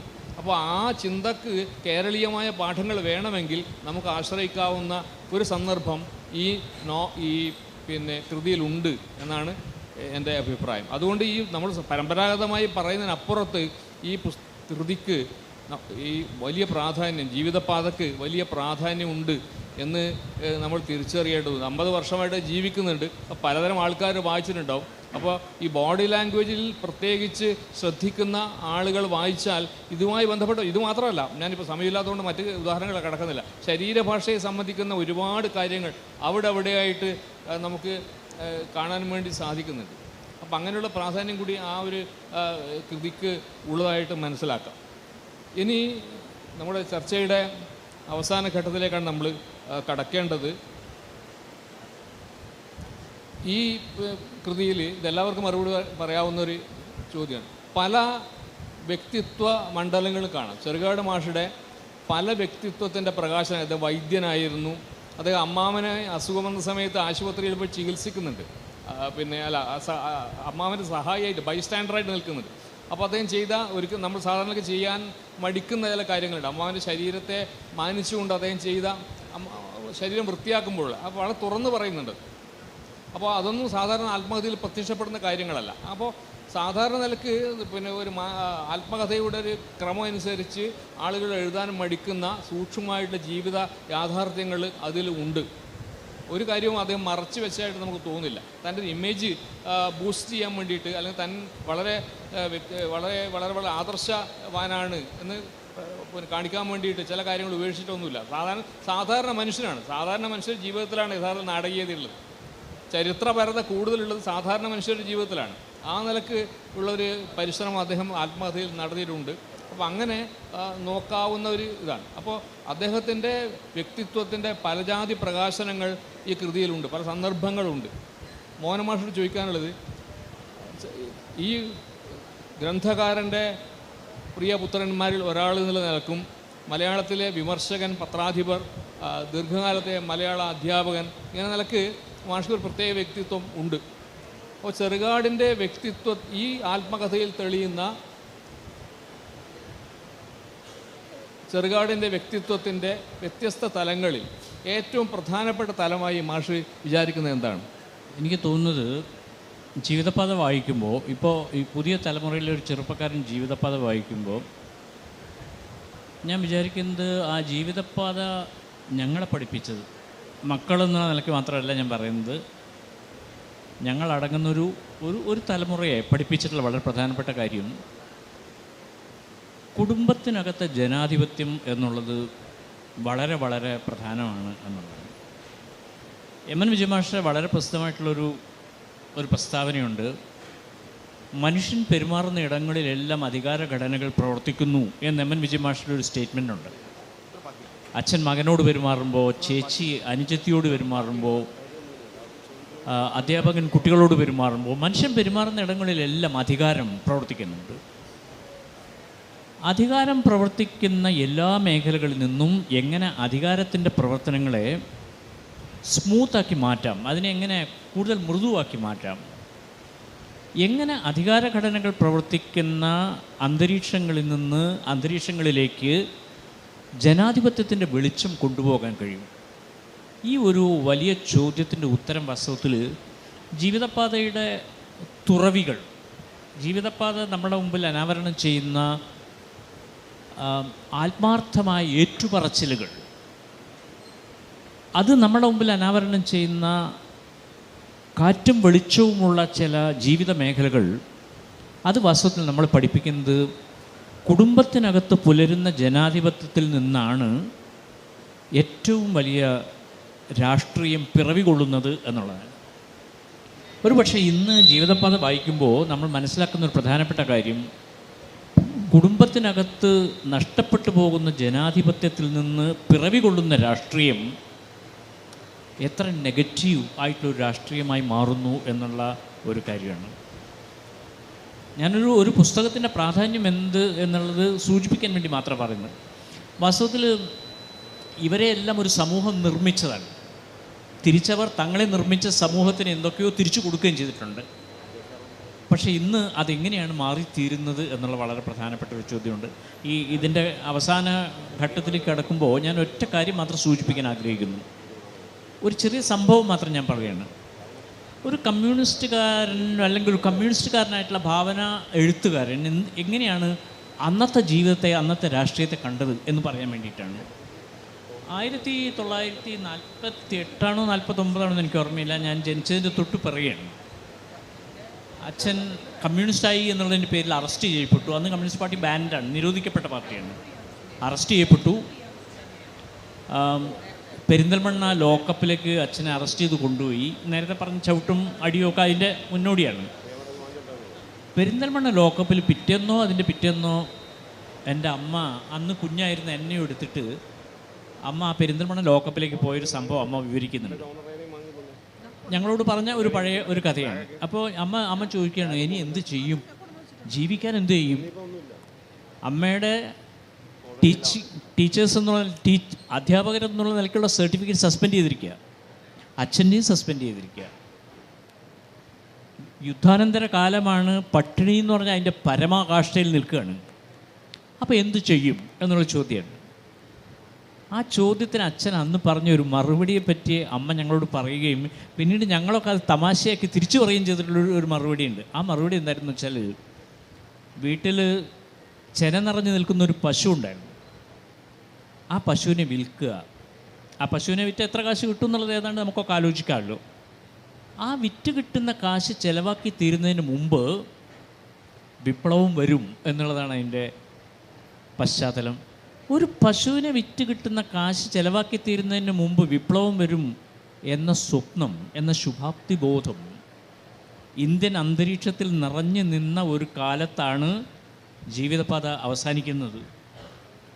ജീവിതപാത ഇപ്പോൾ വായിക്കുമ്പോൾ ഒരു പശുവിനെ വിറ്റ് കിട്ടുന്ന പൈസ കൊണ്ട് ആ പൈസ ചിലവാക്കി തീരുന്നതിനിടയ്ക്ക് ഇന്ത്യയിൽ വിപ്ലവം വരും. എന്താണ് ആ സ്വപ്നത്തിൻ്റെ പര്യവസാനം എന്നുള്ളതിനെക്കുറിച്ച് നമുക്കിപ്പോൾ ആലോചിക്കാവുന്നതേ ഉള്ളൂ. ഒരുപക്ഷെ ജീവിതപാത ഇന്ത്യൻ കമ്മ്യൂണിസ്റ്റ് പ്രസ്ഥാനത്തിൻ്റെ ഏറ്റവും വലിയ ചില സ്വപ്നങ്ങളെയാണ്, ആ സ്വപ്നങ്ങളുടെ അപ്രായോഗികതയെ കൂടി ചിത്രീകരിക്കുന്ന ഒരു പുസ്തകം എന്നുള്ള നിലയ്ക്ക് കൂടിയാണ് ജീവിതപാത വായിക്കേണ്ടത്. അത് അങ്ങനെ അപ്രായോഗികതയെക്കുറിച്ച് കൂടി ചിന്തിക്കുന്ന പുസ്തകം നിലയ്ക്ക് വായിക്കുമ്പോൾ ഇനി ഒന്നും നന്നാകാൻ പോകുന്നില്ല എന്നുള്ള നിലയ്ക്കല്ല, നന്നാക്കാൻ കഴിയും. അതിനുള്ള ആത്മബലമാണ് വാസ്തവത്തിൽ മനുഷ്യരുണ്ടാക്കേണ്ടത് എന്നുള്ള പാഠമാണ് പഠിപ്പിക്കേണ്ടത്. ആ ആത്മകഥയുടെ അവസാനത്തെ ഒരു അധ്യായത്തിൻ്റെ പേര് കടുക്ക നെല്ലിക്ക താന്നിക്ക എന്നാണ്. തലക്കെട്ട് കൊടുത്തേക്കാണ്. കടുക്ക നെല്ലിക്ക താന്നിക്ക എന്ന് പറഞ്ഞാൽ ത്രിഫലയാണ്. ത്രിഫല ആയുർവേദത്തിൽ. ഞങ്ങൾ 3 മക്കളാണ്. ഞങ്ങളുടെ മൂത്തൊരു ബ്രദർ രവീന്ദ്രൻ എന്ന് പറഞ്ഞിട്ടൊരാളുണ്ടായിരുന്നു. രമണേട്ടൻ ഇവിടെ ഉണ്ട്. പിന്നെ ഞങ്ങൾ 3 പേരെ അന്നുള്ളൂ. ഞങ്ങൾ 3 പേരെ കുറിക്കുന്ന ഒരു പേര് കൂടിയാണ് എന്ന് വേണമെങ്കിൽ പറയാം. അത് വെച്ച് ടി.പി. സുകുമാരൻ മാഷ് പറഞ്ഞൊരു കഥയാണ്. ഞാൻ അതിലേക്കൊന്നും പോകുന്നില്ല. പക്ഷേ ഈ ഇൻട്രസ്റ്റിംഗാണ്. സുകുമാരൻ മാഷ് പറഞ്ഞ കാര്യം വളരെ താല്പര്യമുള്ള കാര്യമാണ്, പറയുന്നതല്ല. അതായത് ഞാൻ മാഹിയിൽ ഗവൺമെൻറ് കോളേജിൽ അധ്യാപകനായിട്ട് മാഹിയിൽ പോയി ജോയിൻ ചെയ്തിട്ട് 2-3 ദിവസം തലശ്ശേരി അങ്ങാടി കൂടെ നടക്കുമ്പോൾ ഞാൻ റോഡിൻ്റെ അങ്ങേ ഭാഗത്ത് ടി.പി. സുകുമാരൻ മാഷ് അങ്ങേ ഭാഗത്ത്, സുകുമാരൻ മാഷ് അവിടുന്ന് ഇപ്പുറത്തേക്ക് വിളിച്ചു പറയുകയാണ്. ഒരു വലിയ നഗരത്തിൻ്റെ നടുവിലെന്ന് ഓർക്കണം. കടുക്ക നെല്ലിക്ക താന്നിക്ക ഒരു ചായ കുടിച്ചു പോകാമെന്ന് പറയുകയാണ്. അപ്പുറത്തുനിന്ന് വിളിക്കുകയാണ് സുകുമാരൻ മാഷ്. അപ്പോൾ ജീവിതപാതയുടെ ഈ അധ്യായത്തിൻ്റെ ഓർമ്മയിലാണ് വാസ്തവത്തിൽ അത് പറയുന്നത്. ഈ ത്രിഫല എന്നൊക്കെ പറയുമ്പോൾ അത് ആയുർവേദത്തിൽ എന്ത് ആയുർവേദ ശേഷിയുള്ള മരുന്നുകളുടെ കഥയാണ് പറയുന്നത്. ആ ജീവിതപാത പോയി അവസാനിക്കുന്നത് ഇങ്ങനെയുള്ള ചില ആയുർവേദ പരാമർശങ്ങളുടെ പശ്ചാത്തലത്തിലാണ് ജീവിതപാത അവസാനിക്കുന്നതെന്ന് കൂടി ഓർക്കുക. അപ്പോൾ ദേവലോകം എഴുതിയ ആളാണ് ചെറുകാട്. ദേവലോകം എന്ന് പറഞ്ഞാൽ ഉഷ്ണമേഖല, ദേവലോകം, ദ്വന്ദ്വയുദ്ധം, 3 നോവലുകളാണ് ആ കാലത്ത് വന്നത്. മലയാറ്റൂരിൻ്റെ ദ്വന്ദ്വയുദ്ധം, കാക്കനാടൻ്റെ ഉഷ്ണമേഖല, ചെറുകാടിൻ്റെ ദേവലോകം. ഈ 3 നോവലുകൾ വന്നപ്പോൾ കമ്മ്യൂണിസ്റ്റുകാരൊക്കെ കരിയറിസ്റ്റുകളായി മാറുന്നത് എങ്ങനെ എന്നുള്ള ഒരു വലിയ വിമർശനമാണ് ഈ 3 നോവലുകളിൽ 2 നോവലുകൾ ഉന്നയിച്ചത്. 3ാമത്തെ നോവൽ ആ കരിയറിസത്തിൻ്റെ അംശങ്ങളെ അവതരിപ്പിക്കുന്നുണ്ടെങ്കിലും ആ കരിയറിസത്തിൻ്റെ പരാധീനതകളെ പകുത്തു മാറ്റി ഒരു പ്രസ്ഥാനം മുന്നോട്ട് പോകുമെന്നുള്ള ഒരു ശുഭാപ്തി ബോധത്തിൽ അവസാനിപ്പിക്കുന്ന ഒരു നോവലാണ്.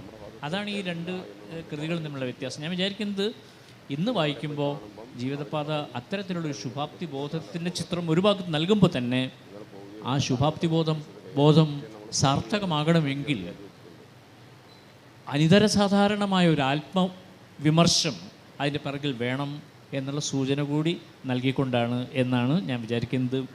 ജീവിതപാത ഒരു എന്താ പറയുക, അവനവനെ തന്നെ സ്വയം ശുദ്ധീകരിക്കുന്ന ഒരു മരുന്നായിട്ടാണ് വാസ്തവത്തിൽ ഞാൻ ആ പുസ്തകത്തെ വായിക്കാൻ ആഗ്രഹിക്കുന്നത് എന്ന് മാത്രമേ ഞാൻ പറയുന്നു. നാരായണദാസ് മാഷ് ഇപ്പോഴും ഒരു ആക്ടിവിസ്റ്റാണ്, സജീവ പ്രവർത്തകനാണ് അദ്ദേഹം. അങ്ങനെ കൂടിയായിട്ടാണ് ജീവിക്കുന്നത്. അപ്പോൾ ആക്ടിവിസ്റ്റായ ചെറുകാട് എന്ന വിഷയം ഈ കൃതിയിലുടനീളമുണ്ട്. ആ വിഷയത്തെ മാഷ് ഒന്നും കൂടി ശ്രദ്ധിച്ച് നോക്കിയാൽ എന്താണ് പറയാൻ വേണ്ടി തോന്നുന്നത്? ആക്ടിവിസം ഇന്നും ഉണ്ട്, എന്നാൽ വാക്കങ്ങനെ ഇല്ല.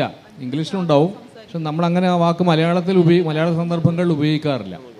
അപ്പം ആക്ടിവിസ്റ്റായ ചെറുകാട് എന്ന വ്യക്തിത്വം ഈ കൃതിയിൽ വരുന്നതിനെക്കുറിച്ച് മാഷക്ക് ഒന്നും കൂടി സൂക്ഷ്മമായിട്ട് പറയാനുണ്ടാവും.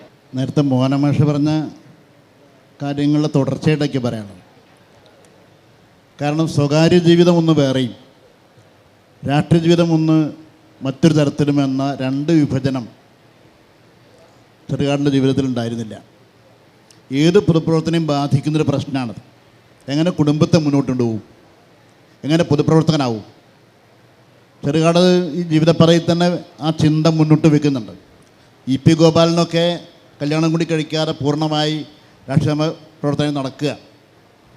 പക്ഷെ തനിക്ക് കുടുംബം വേണം, കുടുംബജീവിതം വേണം. അതിലൂന്നി നിന്നുകൊണ്ട് മണ്ണിൽ നിന്നുകൊണ്ട് സ്വപ്നം കാണാൻ വേണ്ടി കഴിയൂ എന്നുള്ളൊരു നിലപാട് സ്വീകരിച്ചുകൊണ്ട് കുടുംബജീവിതത്തെയും രാഷ്ട്രീയ പ്രവർത്തനത്തെയും ഒരുമിച്ച് കൊണ്ടുപോകാൻ വേണ്ടി വളരെ ക്ലേശകരായി ശ്രമിക്കുന്നുണ്ട്. ചില പരാജയപ്പെട്ടും തോന്നും, വീണ്ടും ഇതിൽ തിരിച്ചു വരുന്നുണ്ട്. അങ്ങനെ കുടുംബജീവിതവും രാഷ്ട്രീയ ജീവിതവും 2 ജീവിക്കാൻ വേണ്ടി കഴിഞ്ഞു എന്നുള്ളതാണ് ഏറ്റവും പ്രധാനപ്പെട്ട കാര്യം. അതുപോലെ കുടുംബ ജനാധിപത്യത്തെക്കുറിച്ച് പറഞ്ഞു. അത് പറയുമ്പോൾ വിട്ടുപോകാണ്ട് പറയേണ്ട ഒരു കാര്യമാണ് സ്ത്രീകളോടുള്ള നിലപാടെന്ത് എന്നുള്ളത്.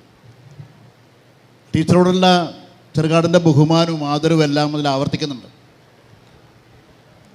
ഒരു ഘട്ടത്തിൽ എന്നെ അറസ്റ്റ് ചെയ്ത് കൊണ്ടുപോയേക്കാമെന്നൊരവസ്ഥയിൽ ചിലപ്പോൾ എന്നെ അറസ്റ്റ് ചെയ്ത് കൊണ്ടുപോയേക്കാം, എന്ത് ചെയ്യും? ചില പോലീസുകാർ വന്ന് ചോദിച്ചേക്കാം, ചിലപ്പോൾ ഉപദ്രവിച്ചേക്കാം, ചില ബലാത്സംഗം വരെ ചെയ്തേക്കാം. ബലാത്സംഗം ചെയ്യാൻ വേണ്ടി തുനിഞ്ഞാൽ പല്ലും നഖം ഉപയോഗിച്ച് എതിർക്കണമെന്നാണ് ഗാന്ധി തന്നെ പറഞ്ഞിട്ടുള്ളത് എന്ന് ചെറുകാട് പറയുന്നുണ്ട്. അപ്പോൾ അത് പറഞ്ഞ ഗാന്ധിയെ കൊന്ന നാടാണ് ഇന്ത്യ, ഇവിടെ എന്തും നടക്കുമെന്നാണ് ടീച്ചർ പ്രതികരിക്കുന്നത്. വരുന്നത് വരട്ടെ, എനിക്ക് പേടിയില്ല എന്നുള്ള ടീച്ചറുടെ വാക്ക് ഒരു ബാറ്ററിയിൽ നിന്ന് വൈദ്യുതി പ്രവഹിക്കുമ്പോൾ ബൾബ് പ്രകാശിക്കുന്നത് പോലെ ഒരു വെളിച്ചം എൻ്റെ മനസ്സിലുണ്ടാക്കിയെന്നും ആ വെളിച്ചത്തിൽ ഞാൻ ജീവിതപാതയിൽ എൻ്റെ സ്വന്തം ജീവിതപാതയിൽ എടുത്ത് നടന്നു എന്നാണ് ചെറുകാട് പറയുന്നത്. അതുപോലെ തന്നെ പല സന്ദർഭങ്ങളിലും ടീച്ചറുമായിട്ടുള്ള പല കോൺഫ്ലിക്റ്റിലുണ്ടാകുന്നുണ്ട്, സൗന്ദര്യപടങ്ങളുണ്ടാവുന്നുണ്ട്. അതിനൊക്കെ അവസാനം തൻ്റെ കുറവാണ്, താൻ ഈ സ്ത്രീയെ ഇങ്ങനെ അടിമയെ കണ്ടത് കൊണ്ടാണ് എനിക്ക് പ്രശ്നം ഉണ്ടാകുന്നത് എന്ന് തിരിച്ചറിഞ്ഞുകൊണ്ട് തിരുത്തുകയും അങ്ങനെ ടീച്ചർക്ക് എല്ലാ രൂപത്തിലുള്ള ബഹുമാനം കൊടുക്കാൻ വേണ്ടി തയ്യാറാവുന്ന ഒരു ചെറുകാടിനെ കാണുന്നുണ്ട്.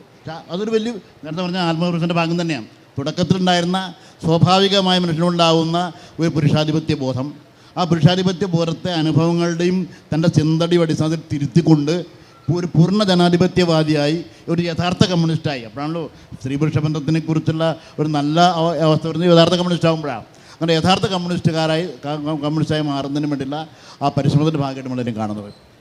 ഇതുപോലെ തന്നെ എഴുത്തുകാരൻ മാത്രമല്ല, സജീവ രാഷ്ട്രീയ പ്രവർത്തനമായിരുന്നു എന്നും ഈ പറഞ്ഞത് ശരിയാണ്. ഇപ്പോൾ പാലൂരിലുള്ള തിരുനാരായണപുരം അമ്പലത്തിൽ ഒരു വാരം നടക്കുന്നുണ്ട്. വാരം നടക്കുന്നുണ്ട്. അപ്പോൾ വാരത്തെ മൂപ്പർ പന്തിഭോജനാക്കി മാറ്റുന്നുണ്ട്. പാർട്ടി തീരുമാനിച്ചിട്ടുതന്നെയാണ്. അവിടുത്തെ നിരവധി ഹരിജനങ്ങളെയൊക്കെ എല്ലാ സമുദായത്തിൽപ്പെട്ട ആളുകളെയും പാണനെയും പറയനെയും പെരുമക്കളെയും എല്ലാം കൂടി ഒരു ജാഥയായിട്ട് ചെറുകാട് അമ്പലം നടക്കുന്നത്. ചെറുകാട് മുമ്പിൽ നടന്ന് ആ അമ്പലത്തിന് മുമ്പിൽ എത്തുകയും ഭക്ഷണം വിളമ്പാറായപ്പോൾ എന്നാൽ ഇറങ്ങല്ലേ പറഞ്ഞ് ചെറുകാട് മുൻകൂട്ടി ഇറങ്ങുകയും എല്ലാവരും ഒരുമിച്ചിരുത്തി ഊണഴിക്കുകയും ചെയ്യുന്നുണ്ട്. ആക്ടിവിസ്റ്റ് തന്നെയാണ്. എന്നിട്ട് പറയുന്നുണ്ട് ഇതൊക്കെ തന്നെയാണ് ഇങ്ങനെയൊക്കെ തന്നെയാണ് വിപ്ലവം തുടങ്ങേണ്ടത് എന്ന് ചെറുകാട് ആഗ്രഹിക്കുന്നുണ്ട്.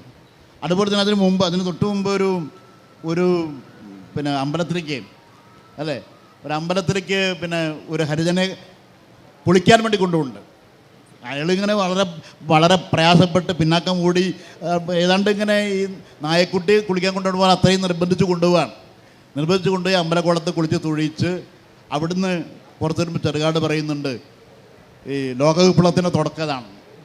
വള്ളുവനാട് പ്രദേശത്തുള്ള ഒരു ഇത്തരത്തിൽ ജാതി വ്യവസ്ഥയും അടിമത്ത സമാനമായ ജീവിതത്തിൽ നിന്ന് ഇത്തരത്തിൽ അടിമത്തത്തിനെതിരെയുള്ള സമരത്തിൻ്റെ ഭാഗമായി കൊണ്ട് ഈ ചെയ്യുന്നതൊക്കെ ലോകവിപ്ലവത്തിൻ്റെ ഭാഗമായിട്ട് തന്നെ അടയാളപ്പെടുത്തണം എന്ന് തൻ്റെ അഭിപ്രായം പറയുന്നുണ്ട്. അതുപോലെ 48 കൽക്കത്ത തീസീസ്, അങ്ങനെ ആ പേരിൽ തന്നെ അധ്യായമുണ്ട്, കൽക്കത്ത തീസീസ്. ആ അധ്യായത്തിൽ രാരിച്ചൻ എന്ന പൗരനാണ് അയാളെ അറിയപ്പെടുന്നത്. ആ രാരിച്ചൻ്റെ ഭൂമി ഒഴിപ്പിക്കാൻ, രാരിച്ചൻ്റെ മക്കളുടെ ഭൂമി ഒഴിപ്പിക്കാൻ വേണ്ടി ശ്രമിക്കുമ്പോൾ അത് കോടതി വിധി വരുന്നു. ഒഴിഞ്ഞു കൊടുക്കാൻ ഉള്ള കോടതി വിധി വന്നു. അതിനെതിരെ അവിടുത്തെ കമ്മ്യൂണിസ്റ്റ് പാർട്ടി പ്രതികരിക്കുന്നുണ്ട്. രാരിച്ചൻ പറഞ്ഞു ഏത് കോടതി പറഞ്ഞാലും ഞാൻ ഒഴിഞ്ഞു കൊടുക്കില്ല, എൻ്റെ ശരീരത്തിൻ്റെ പുറത്തുകൂടി അല്ലാതെ ആരും അതിനകത്ത് കയറില്ല എന്ന് പ്രഖ്യാപിക്കുന്നുണ്ട്. രാരിച്ചന് പൂർണ്ണ പിന്തുണ പാർട്ടി മുന്നോട്ട് പോവുകയാണ്. ആ രാരിച്ചൻ്റെ കണ്ടത്തിൽ തിരുനക്കരി എന്തായാലും ഒരു ആ പേരുണ്ട് കണ്ടത്തിന് അല്ലേ, തിരുനക്കരി എന്താണ് പേര്, ആ കണ്ടത്തിൻ്റെ പേര് അല്ലേ. അവിടെ ഈ കോടതി വിധി നാട്ടുകയാണ്, ഒരു വലയിലൊരു നാട്ടിൽ പോവുകയാണ്. അതിനെതിരെ പാർട്ടി ജാഥ നടത്തി. ആ ജാഥയിൽ പോയിട്ട് ആ ജാഥയുടെ മുമ്പിൽ വെക്കുന്നത് ചെറുകാടാണ്. ഇവിടെ സ്വയം പറയുന്നുണ്ട് ആ ജാഥയുടെ മുമ്പിൽ മുദ്രാവാക്യം വിളിച്ച് നടക്കുമ്പോൾ ഞാനൊരു സൈന്യാധിപനാണെന്ന് ഉള്ള അഭിമാനം എന്നെ വല്ലാതെ വിജൃംഭിപ്പിച്ച് പറയുന്നുണ്ട്. ചെന്ന് ആ കോടതി വിധി എടുത്ത് വലിച്ചെറിയുകയും അവിടെ ചെങ്കൊടി നാട്ടുകയും ചെയ്യുകയാണ്. അങ്ങനെ ജമ്മിത്തത്തിൻ്റെ ആളുകളെ കിടിലം കുളിച്ചുകൊണ്ട് നിരവധി ദിവസം ആ ചെങ്കൊടി അവിടെ പാരുന്നതിനെ കുറിച്ച് ചെറുകാട് പറയുന്നുണ്ട്. അതുപോലെ തന്നെ പാർട്ടി കോളേജിൽ പഠിക്കുന്ന കാലത്ത് രഹസ്യമായ കമ്മ്യൂണിസ്റ്റ് പാർട്ടി പ്രവർത്തനം പോകുന്നുണ്ട്. തികച്ചും ആക്ടിവിസ്റ്റ് ആയിരുന്നു. കാരണം അവിടെ പാർട്ടി കോളേജിൽ പോയത് തന്നെ അതിന് വേണ്ടിയിട്ടാണ്. പക്ഷെ ഒരു മാസത്തോളം കമ്മ്യൂണിസ്റ്റ് പാർട്ടി ബന്ധപ്പെടാൻ വേണ്ടി കഴിഞ്ഞില്ല. ഒരു മാസം കഴിഞ്ഞിട്ടാണ് ആ ബന്ധപ്പെടൽ ആരംഭിക്കുന്നത്. ആ കാത്തിരിപ്പിന് എത്ര ദുസ്സഹമായിരുന്നു ചെറുകാട് പറയുന്നുണ്ട്.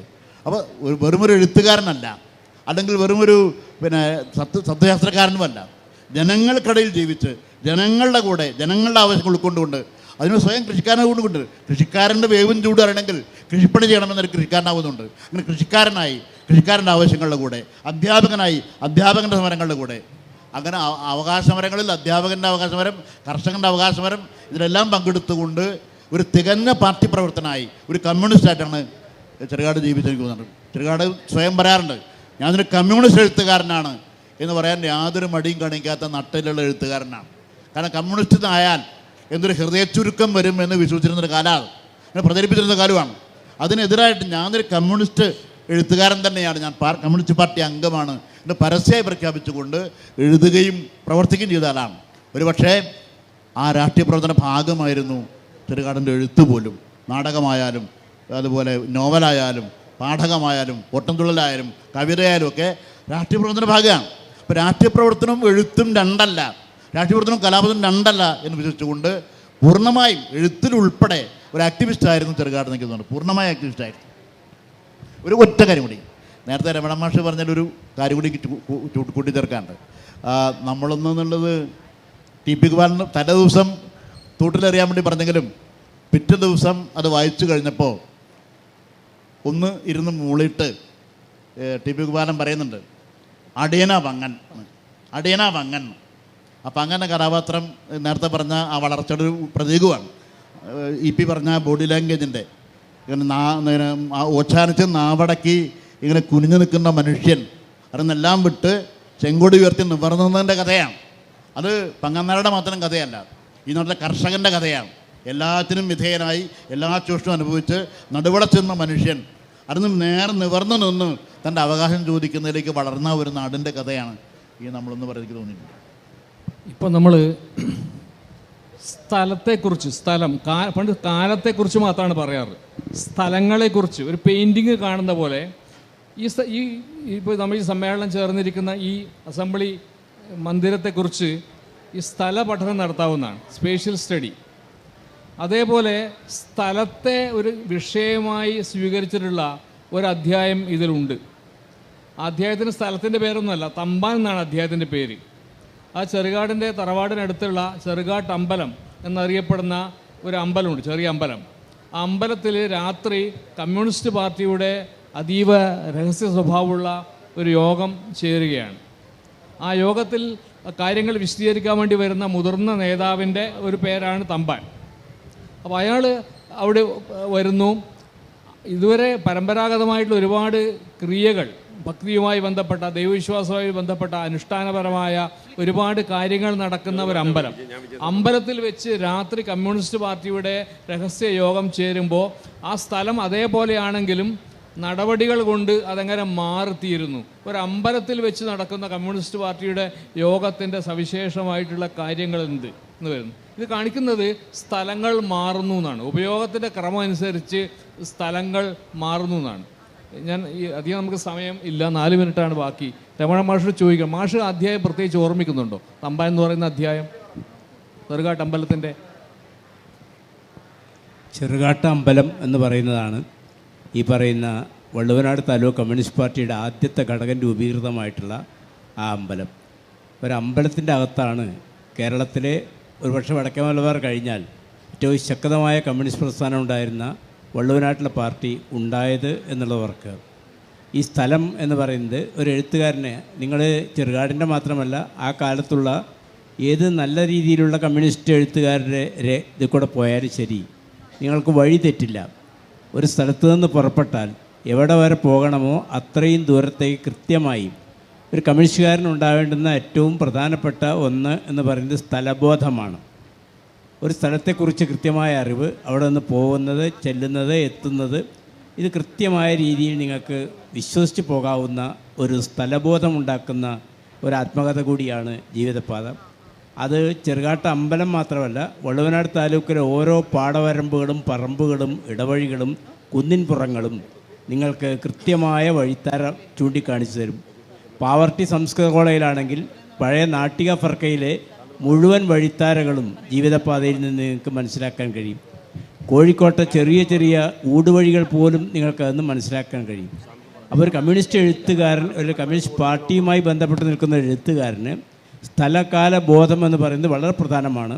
ജീവിതപാത ഈ സ്ഥലബോധത്തിൻ്റെ കാര്യത്തിൽ, ജീവിതപാത മാത്രമല്ല, നിങ്ങൾ വായിച്ചിട്ടുണ്ട് എങ്കിൽ മണ്ണിൻ്റെ മാറിലെ ആദ്യ അധ്യായം തന്നെയും വളരെ വളരെ ഗംഭീരമായ ഒരു തുടക്കമാണ്. ആ സ്ഥലബോധം ഉണ്ടാക്കുക എന്ന് പറയുന്ന കൃത്യമായ, അത് ചരിത്രം ഉണ്ടാക്കുമ്പോൾ പ്രധാനപ്പെട്ട ഒന്നാണ്. ഈ സ്ഥലബോധം ഉണ്ടാക്കുന്ന ഒന്നാണ് ജീവിതപാത എന്ന് പറയുന്ന ആത്മകഥ എന്ന് എനിക്ക് ഇപ്പോൾ വായിക്കുമ്പോൾ കൃത്യമായിട്ട് തോന്നുന്നുണ്ട്. നമുക്ക് ഇനി 2.5 മിനിറ്റ് കഷ്ടിയുണ്ട്. അവിടെ കേട്ടുകൊണ്ടിരിക്കുന്ന സുഹൃത്തുക്കൾക്ക് അഭിപ്രായ പ്രകടനങ്ങൾ നടത്താം, ചോദ്യങ്ങൾ ചോദിക്കാം. അതിനു വേണ്ടിയിട്ടാണ് ഈ 2 മിനിറ്റ് 24 സെക്കൻഡ്. ഒരു വാക്ക് ഞാൻ കൂട്ടിച്ചേർക്കട്ടെ. ഈ സ്ഥലബോധം പറയുമ്പോഴാണ് ചെറുകാടിൻ്റെ വളരെ പ്രസിദ്ധമായൊരു പ്രഖ്യാപനമുണ്ട്, എൻ്റെ മുരിങ്ങാച്ചോട്ടിൽ നിന്നാണ് ഞാൻ നക്ഷത്രം കാണുന്നത് എന്ന്. അത് സ്ഥലബോധമായി ബന്ധപ്പെട്ട ഏറ്റവും പ്രധാനപ്പെട്ട കാര്യം. ശ്രോതാക്കളുടെ സന്ദർഭം. ഇപ്പോൾ EP രാജഗോപാല മാഷിനോട്, ഇപ്പോൾ മാഷ് പറഞ്ഞല്ലോ ചെറുകാടിൻ്റെ രചനകളിൽ ബോഡി ലാംഗ്വേജ്, കൈനസിസ്, ചെറുകാടിൻ്റെ നോവലിലെ ബോഡി ലാംഗ്വേജിൻ്റെ പ്രാധാന്യം, അത് മോഹന മാഷ് പറഞ്ഞു. വീട്ടിലെ കുടുംബത്തിലെ ജനാധിപത്യം, അപ്പോൾ ചെറുകാട് എങ്ങനെ ആയിരിക്കും ചെറുകാടിൻ്റെ ബോഡി ലാംഗ്വേജ്? ഒരിക്കലും ഒരു പാട്രിയാർക്കൽ ഫാദറിനെ പോലെ ആയിരിക്കില്ല. അതാണ് സാറ് പറയേണ്ടത്. അത് മാത്രമല്ല, മോഹന സാറിൻ്റെ അമ്മയോട് കാണിച്ച ആ തുല്യ നീതി. അപ്പോൾ ഇവിടേക്ക് ഈ ഒരുപക്ഷെ രാജഗോപാലൻ മാഷിന് ചെറുകാടിൻ്റെ കൃതികളിലെ കൈനസിസ്, ബോഡി ലാംഗ്വേജ് മാത്രം പഠിക്കാൻ പറ്റും. അതിനുള്ളൊരു പ്രചോദനമാണ് മാഷിൻ്റെ വാക്കുകൾ. അതുപോലെ ഇവിടെ ഇവർ രണ്ടുപേരും പറഞ്ഞ് KP രമണൻ മാഷും സ്ഥലകാല ബോധം, ഓരോ വഴിത്താരയും ഓരോ പാതയും പാവർട്ടിയിലെ അല്ലെങ്കിൽ അവിടെയുള്ള എല്ലാ ഊടുവഴികളും എല്ലാം ആ പാതയിൽ ജീവിത പാതയിൽ വരുന്നത്. അപ്പോൾ ഇത് രണ്ടും സ്പേഷ്യൽ അനാലിസിസും ബോഡി ലാംഗ്വേജും ഒരുപക്ഷെ രാജഗോപാൽ മാഷ് പഠിക്കാൻ പറ്റും. നന്ദി സാർ. അത് അതിനെക്കുറിച്ച് പ്രത്യേകിച്ച് പ്രതികരണം ആവശ്യമില്ലാന്ന് തോന്നുന്നു. നമ്മൾ പുതിയ വൈജ്ഞാനിക സന്ദർഭങ്ങൾ മനസ്സിലാക്കിക്കൊണ്ട് മുൻകാലത്തുണ്ടായ കൃതികൾ വായിക്കുമ്പോൾ പുതിയ അർത്ഥങ്ങൾ സ്വാഭാവികമായിട്ടുണ്ടാവും. പാഠം പഴയ തന്നെയാണ്, പക്ഷേ വായനക്കാരൻ്റെ വൈജ്ഞാനിക സജ്ജീകരണം വ്യത്യസ്തപ്പെടുമല്ലോ. അപ്പോൾ വായിക്കുമ്പോൾ ഈ പറഞ്ഞ ഇങ്ങനെ ഒരുപാട് കാര്യങ്ങൾ, ഇപ്പോൾ ഇവർ രണ്ടുപേരും പറഞ്ഞ ഈ വഴിയുടെ കാര്യം വളരെ പ്രധാനപ്പെട്ടതാണ്. എങ്ങനെയാണ് സ്ഥലങ്ങളെ അടയാളപ്പെടുത്തുന്നത്? അപ്പോൾ നമ്മുടെ ശരീരം സ്ഥലമാണല്ലോ, ശരീരം ഒരു സ്ഥലമാണ്. ശരീരം ഒരു വഴി, പിന്നെ ഒരു മരം പോലെ ഒരു വഴി പോലെ തന്നെയാണ്. ശരീരത്തിനും ആവിഷ്കാരത്തിൻ്റെ പല രീതികളുണ്ട്. അപ്പോൾ ആ നിലക്ക് നാടകത്തിലെ വിഷയം ചെറുകാട് മാഷ പ്രധാനപ്പെട്ട വിഷയമാണ്. അപ്പോൾ ആ വിഷയത്തിലേക്ക് വെളിച്ചം ചൂണ്ടുന്ന വഴി, പിന്നെ നമുക്ക് വെളിച്ചം പകരുന്ന ഒരു കാര്യമാണ് TP ഗോപാലൻ മാഷയുടെ റാൻ എന്ന് പറയുന്ന ആ ദൃശ്യം. അത് വളരെ പ്രധാനപ്പെട്ട കാര്യം. ഇങ്ങനെ നമ്മൾ ഈ അവസാന ഘട്ടത്തിലേക്ക് കടക്കുകയാണ്.